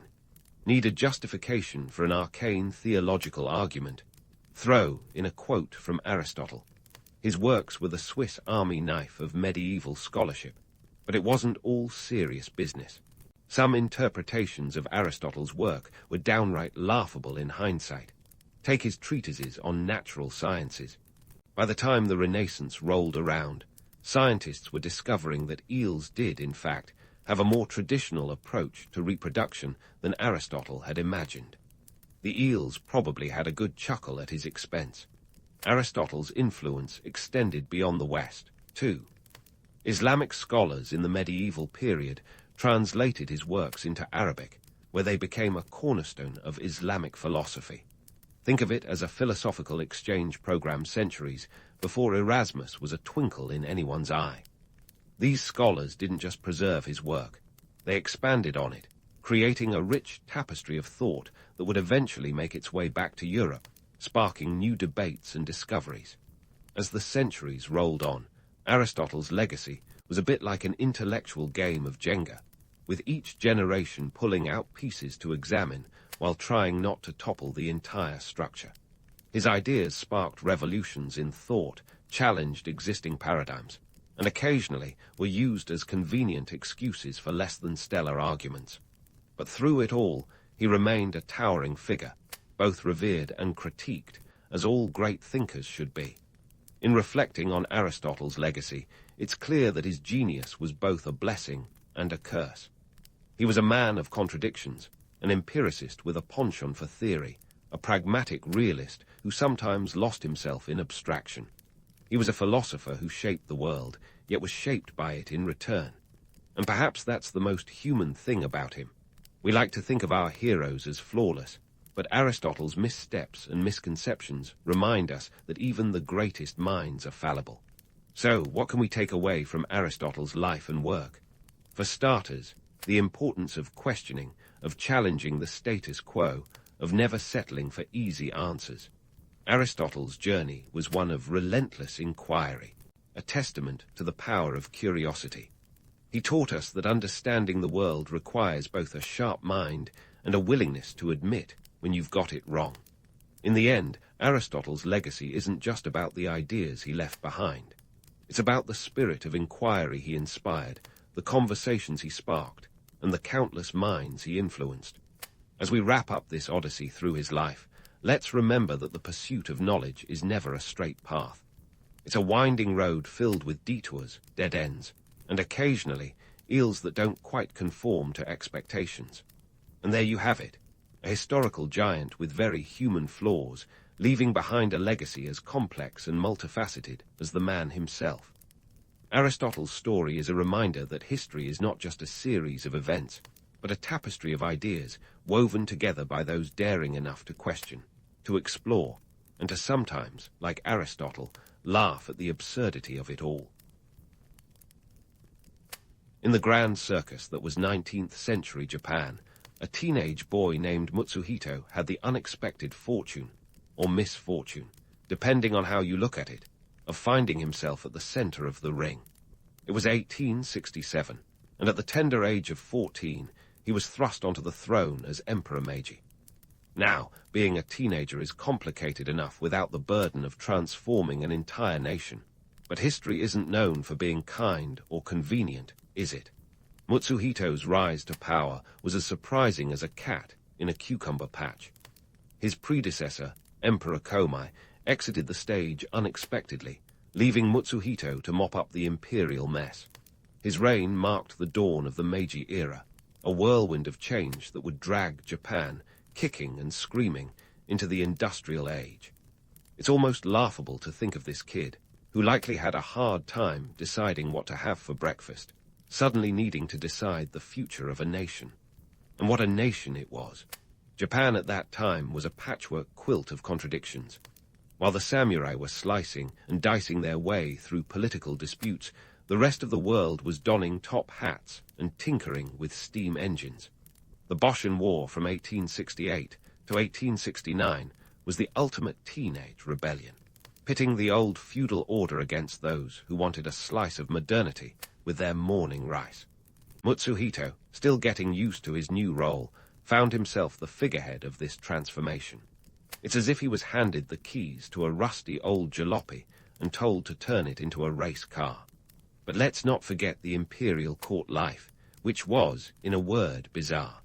Picture a mashup of a soap opera and a farce, where rituals were as baffling as they were numerous. Court officials were decked out in elaborate kimonos that could double as portable closets. These garments, while aesthetically pleasing, were about as practical as using a silk handkerchief to mop up a spill. Yet these absurdities were the norm, and young Mutsuhito had to navigate them like a seasoned sailor steering through a sea of brocade. Speaking of absurdity, let's talk about the fashion scene at court. Imagine wearing layers upon layers of clothing, each more cumbersome than the last, and yet still being expected to look regal and composed. The imperial wardrobe was a spectacle in itself, with garments that could probably house a family of 4. Emperor Meiji had to endure this sartorial madness, while simultaneously juggling the complexities of modernizing an entire nation. It's almost a miracle he didn't trip over his own robes and cause a diplomatic incident. Despite the chaos, Mutsuhito managed to keep his head above water. Or at least, he gave a remarkable impression of doing so. The Boshin War was a testament to his ability to ride the waves of change without capsizing. It was a year-long conflict that saw the decline of the Tokugawa shogunate and the rise of the imperial government. Talk about a teenage growth spurt. Mutsuhito's reign wasn't just growing pains, it was a full-blown metamorphosis. The war itself was a chaotic ballet of allegiances and betrayals, with samurai trading their swords for rifles and traditionalists clinging to their crumbling castles. When it was all said and done, the imperial forces emerged victorious, and Mutsuhito stepped out from the shadows of obscurity into the glaring spotlight of history. His victory was a turning point, steering Japan away from its feudal past and towards a future filled with smokestacks and steel. But let's be real. Was this teenage emperor the mastermind behind Japan's transformation? Not exactly. The real heavy lifting was done by a cadre of advisors and reformers who saw the writing on the wall and decided that Japan needed to catch up with the West before it got left in the dust. Mutsuhito was more of an emblematic figure, a banner under which the forces of change rallied. But hey, he wore the role well, and that counts for something. So, what's the takeaway from this chapter in history? Well, it's a reminder that sometimes the most unlikely people end up making the biggest waves. Young Mutsuhito, with his bewildering world of courtly rituals and oversized kimonos, became Emperor Meiji, the symbol of Japan's leap into the modern age. It's a story that's equal parts comedy and drama, with a healthy dose of historical irony for good measure. And as the curtain fell on the tumultuous Boshin War, one thing was clear. Japan was never going to be the same, and neither was the young boy who had grown into his role as emperor amidst the chaos. As the dust of the Boshin War settled, Japan stood at the crossroads of history, with Emperor Meiji holding the map, or at least standing beside those who did. The nation was about to embark on a roller coaster ride through modernization that would make even the most hardened thrill-seekers clutch their seats. This wasn't just about swapping kimonos for suits and samurai swords for steam engines. It was an all-out sprint to catch up with the West. The stakes were high and the price tag eye-watering. First up on the Meiji era's shopping list, Western technology.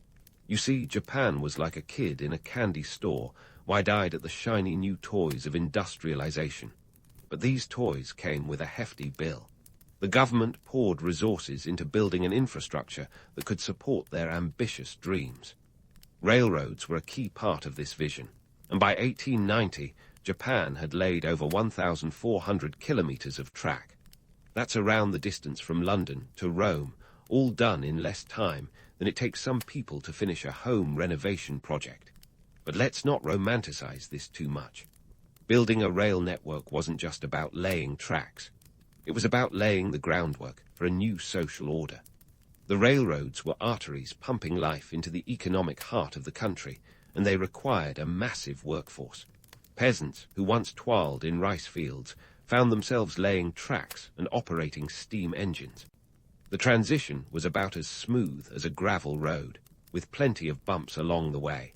Speaking of bumps, let's talk about the financial realities. Modernization is expensive, and Japan was no stranger to the fiscal hangover that followed a spending spree.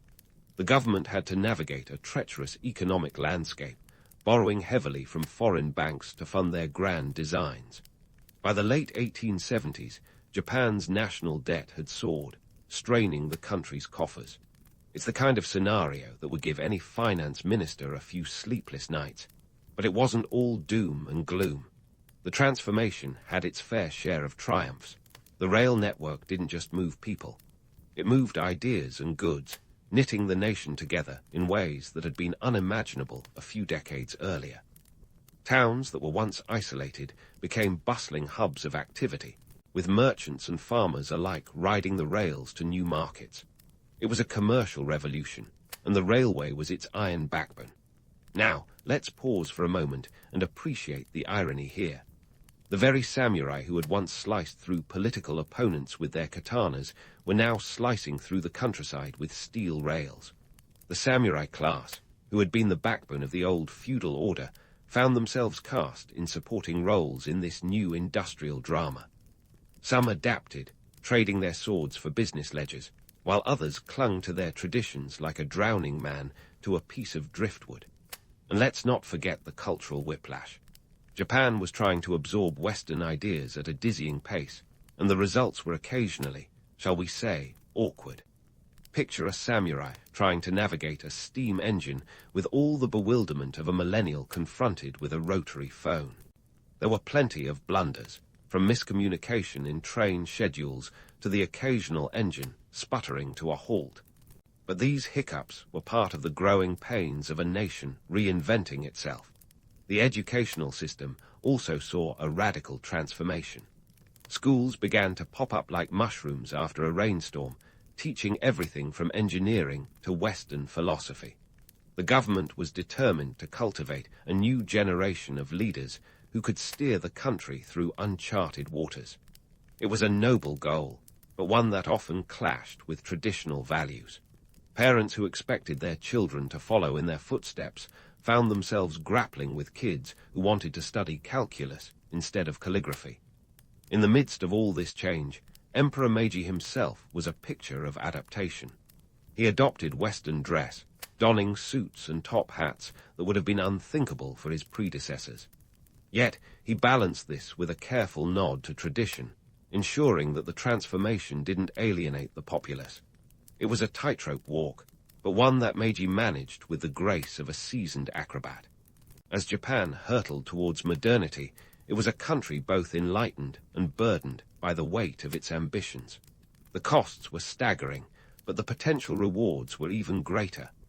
Japan was no longer a secluded archipelago on the fringes of civilization. It was a nation poised to take its place on the world stage. And while the journey was far from over, the rails had been laid, and there was no turning back.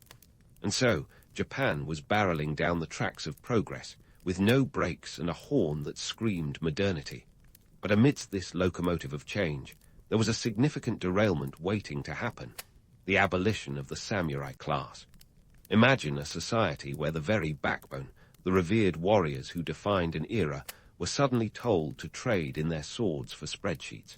That was 1876 for you, when the shizoku, or former samurai, had to hang up their katanas due to a government decree that banned the wearing of swords in public. Talk about an identity crisis. The samurai were more than just warriors. They were the embodiment of Japan's feudal past, a walking contradiction of honor and violence, discipline and rebellion. Their image had been romanticized to the point of becoming a cultural caricature, and yet here they were, facing extinction not by the sword, but by the pen. The truth was, maintaining a class of warriors in a nation increasingly driven by steam engines and factory lines was about as practical as using a samurai to slice bread. Impressive, but ultimately unnecessary. Let's pause for a moment of historical irony. The very class that had once guarded the gates of Japan's tradition now found themselves outside looking in, trying to navigate a world where commerce trumped combat. The government's decision to offer stipends or bonds as compensation was a bit like giving a fish a bicycle. Sure, it's something, but it doesn't solve the problem of adaptation. Many samurai turned to farming or business, while others joined the burgeoning military, which was fast becoming the new arena to flex their martial prowess. This brings us to 1873 and the introduction of universal conscription, a move that turned the military from an elite playground into a national duty. Suddenly, every young man was called to serve, whether he could wield a sword or not. It was a democratization of defense, a way of saying, hey, if we're all in this modernization thing together, we might as well all learn to shoot. Talk about a plot twist. Those who once feared the samurai were now expected to take up arms themselves. The implications of this shift were profound. On one hand, it paved the way for a more unified national identity, as men from different regions and classes trained together. But on the other hand, it was a death knell for the samurai's monopoly on martial power. The romanticized ideal of the lone samurai wandering the countryside, righting wrongs, and living by a code of honor was being replaced by a regimented Western-style army. It was the end of an era, and the beginning of a new chapter that was equal parts opportunity and upheaval. And let's not forget the cultural tsunami that came crashing down as Western influence permeated every corner of Japanese life. Top hats and telegraphs were just the tip of the iceberg. Imagine the cultural whiplash of transitioning from a society steeped in tea ceremonies and haikus to one where telegraphs tick-tocked news faster than a haiku could be completed. By 1870, Japan had its first telegraph line, stretching from Tokyo to Yokohama, a modest 29 kilometers, but a giant leap for communication. The telegraph was more than just technology.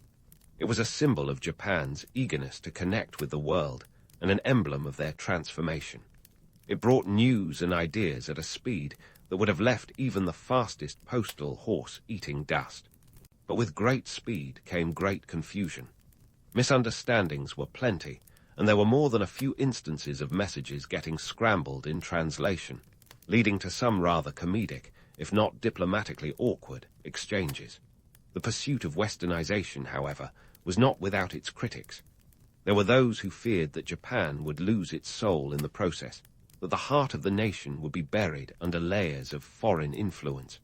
It's the age-old debate of tradition versus progress, with Japan straddling the line like a tightrope walker, carrying the weight of an entire nation's cultural identity. Yet, amidst the chaos and criticism, Japan maintained a distinct identity, cherry-picking elements of Western culture while preserving its core traditions. It was a balancing act worthy of applause, a testament to the resilience and adaptability of a nation determined not just to survive, but to thrive. The tension between old and new was palpable, but it was also the crucible in which modern Japan was forged. Now, let's address the elephant in the room, or rather, the samurai in the history books. The myth of the noble end, the idea that the samurai rode off into the sunset with grace and dignity, is about as accurate as a Hollywood blockbuster. The reality was messier, more complex, and infinitely more human. Some samurai adapted with remarkable agility, embracing new roles in commerce or government. Others resisted, clinging to their swords like relics of a bygone era, resulting in pockets of rebellion like the Satsuma Rebellion of 1877. Led by Seigo Takamori, a former samurai and once a key player in the Meiji government, the rebellion was a dramatic last stand for those who couldn't reconcile with the new order. It was a tragic, yet inevitable confrontation, echoing the struggles of a class grappling with obsolescence. Seigo, often romanticized as the last true samurai, ultimately met his end on the battlefield, a poignant symbol of the closing chapter of samurai dominance. But let's not view this solely as a tale of loss. The transformation of the samurai class was also one of reinvention. Their legacy lived on, not just in the pages of history, but in the values that continue to shape Japan. The discipline, honor, and resilience that defined the samurai found new expressions in the modern age, woven into the fabric of a nation that refused to be defined by its past, even as it honored it. So, as Japan continued its high-speed journey into the 20th century, the tracks of change were firmly laid. The samurai had stepped aside, the telegraphs ticked on, and the top hats tipped forward, all signaling that Japan was not just catching up, but setting its own pace. The era was far from over, and the story of Japan's transformation was just getting started.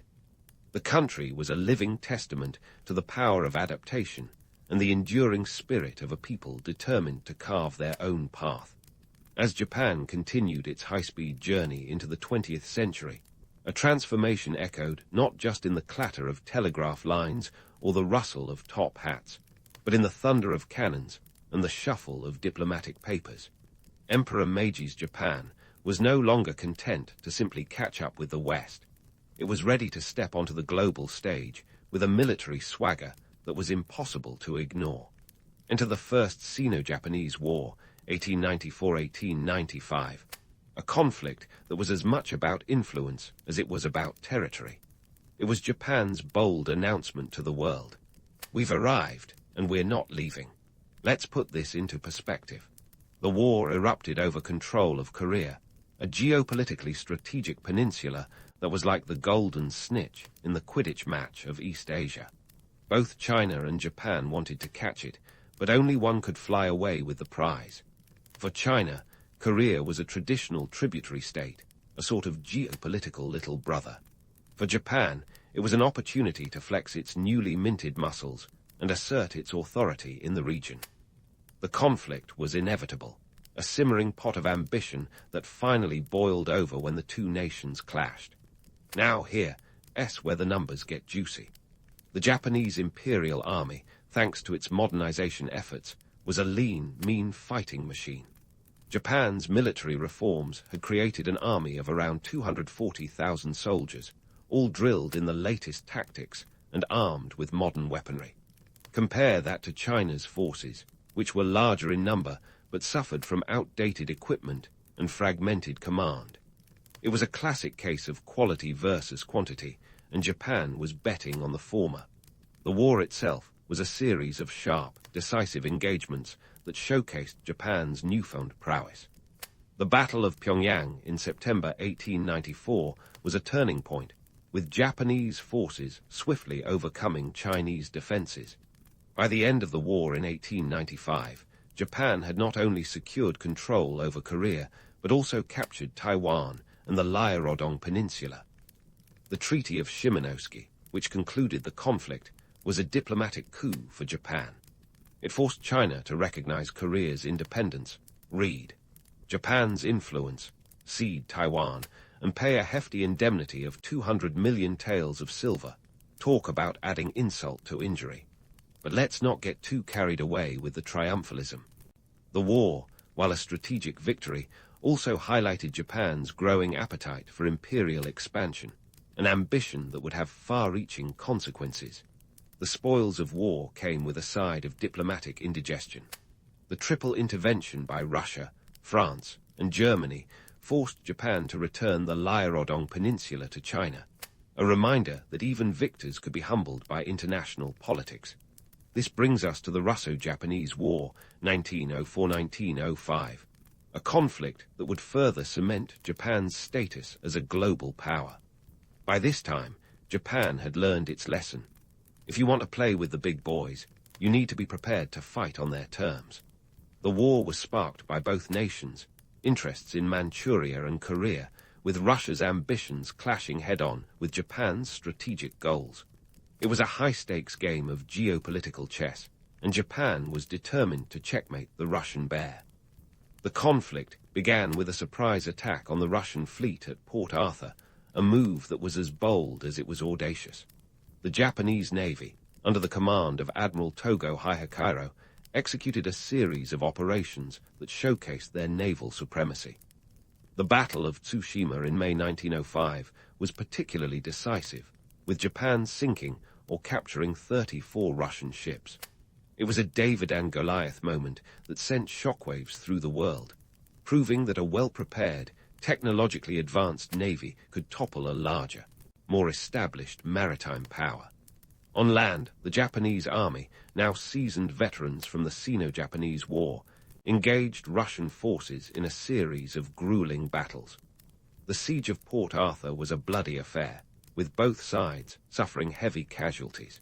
Yet Japan's tenacity and tactical ingenuity eventually won the day. The war culminated in the Treaty of Portsmouth, brokered by U.S. President Theodore Roosevelt. Japan gained control of Korea and southern Sakhalin, while Russia was forced to acknowledge Japan's preeminence in the region. Now, let's take a step back and ponder the bizarre juxtaposition of these imperial ambitions with Japan's cultural traditions. Imagine this. While generals planned military campaigns in smoke-filled rooms, sipping sake and strategizing under the glow of electric lamps, elsewhere in the nation, tea ceremonies continued with their timeless precision. The juxtaposition was stark. On one hand, you had a nation embracing the chaos of modern warfare. On the other, the serene ritual of a tea ceremony where precision and harmony reigned supreme. It was a testament to Japan's ability to balance the old and new, to wage war with modern technology while still cherishing ancient traditions. But lest we fall into the trap of romanticizing this era, it's crucial to acknowledge the domestic challenges that simmered beneath the surface. Industrialization had transformed Japan's economy, but it also brought social upheavals. The urban workforce swelled as people flocked to cities in search of factory jobs, leading to overcrowded living conditions and a growing disparity between rich and poor. Labor strikes and social unrest became more frequent as workers demanded better conditions and wages. It was a reminder that while Japan was conquering new territories abroad, it was still wrestling with the complexities of modernization at home. Moreover, the costs of military expansion were staggering. The Russo-Japanese War alone put Japan in debt to the tune of 17 billion yen, a sum that would have made any finance minister break out in a cold sweat. To fund this, Japan issued war bonds, appealing to the patriotic fervor of its citizens. It was a financial gamble that paid off, but it highlighted the precarious balance Japan had to maintain between its ambitions and its economic realities. In this whirlwind of change, Emperor Meiji stood as a symbol of Japan's transformation. He continued to navigate the complexities of a nation straddling the line between tradition and modernity. His reign saw the rise of Japan as a formidable power, but it also laid bare the challenges of maintaining such a status. The world was watching, and Japan was determined to prove it belonged on the global stage. even if it meant juggling the contradictions of its identity. As the dust settled on the battlefields and the ink dried on treaties, Japan emerged not just as a regional power, but as a nation that had rewritten the rules of engagement. The world had been introduced to a new player, and the implications were profound. Japan's military victories were a testament to its resolve, but they also foreshadowed the complexities of an empire that strived to balance imperial ambition with domestic stability. The journey was far from over, and the next chapter promised to be just as compelling. And so, as Japan stood on the precipice of the 20th century, the legacy of Emperor Meiji loomed large over the nation like a grand old oak, casting shadows and shelter at the same time. Meiji's reign was nothing short of a whirlwind romance with modernity, one that left Japan simultaneously transformed and conflicted. It's the kind of legacy that makes historians salivate and politicians sweat, an era both revered and reviled, depending on which side of the cultural fence you're perched. Let's talk numbers, because what's a historical analysis without some juicy stats? Under Meiji's rule, Japan's GDP quadrupled and industrial output surged by a factor of 10. By 1912, when Meiji passed away, Japan's railway network stretched over 11,000 kilometers, a steel web knitting the nation into a cohesive whole. The population had swelled to over 50 million, a testament to the health improvements and economic opportunities of the era. These figures are more than just digits on a page. They're the pulse of a nation that had reinvented itself from a feudal backwater to an industrial powerhouse in just 45 years. But hey, let's not get too carried away with economic triumphalism. The cost of this meteoric rise was steep, and not just in yen. Socially, Japan was a land of stark contradictions. While the glittering cities of Tokyo and Osaka boasted electric lights and bustling factories, rural areas still clung to traditional ways, like a stubborn stain that refuses to be washed away.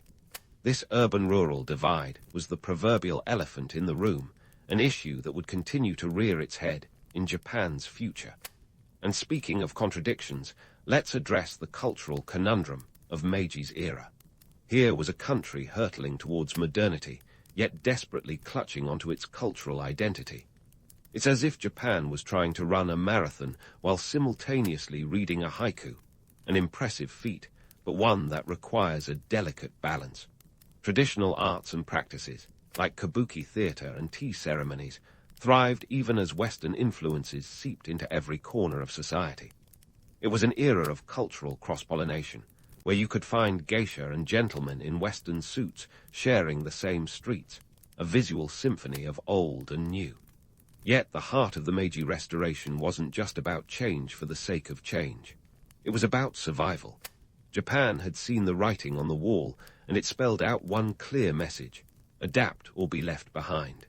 The specter of Western imperialism loomed large, and Meiji's modernization efforts were as much about national security as they were about economic prosperity. It was a calculated gamble, one that paid off in spades, but left a lingering sense of unease about the price of progress. Now, let's debunk a few myths because, let's face it, history is riddled with them. The popular narrative often paints Meiji as some kind of omniscient puppet master, pulling the strings of Japan's transformation from behind the scenes. The reality, however, is a bit more nuanced. Meiji was more of a figurehead, a symbol around which reformers and visionaries gathered. The real work was done by a cadre of advisors and officials who saw the necessity of change and pushed it through, often in the face of significant opposition. Meiji's genius lay in his ability to embody the spirit of the age, to be both a beacon of tradition and a harbinger of the future. And what of the controversies? They're as much a part of Meiji's legacy as the triumphs. Critics argue that Japan's rapid militarization laid the groundwork for future conflicts, a powder keg that would eventually ignite in the form of World War II. The expansionist policies and imperial ambitions of Meiji's reign were a double-edged sword, bringing prestige and power, but also sowing the seeds of future discord. It's a legacy that's as complicated as it is compelling, a reminder that progress often comes with a price tag. In the grand tapestry of Japan's history, Emperor Meiji stands as a pivotal thread, weaving together the disparate strands of tradition and modernity.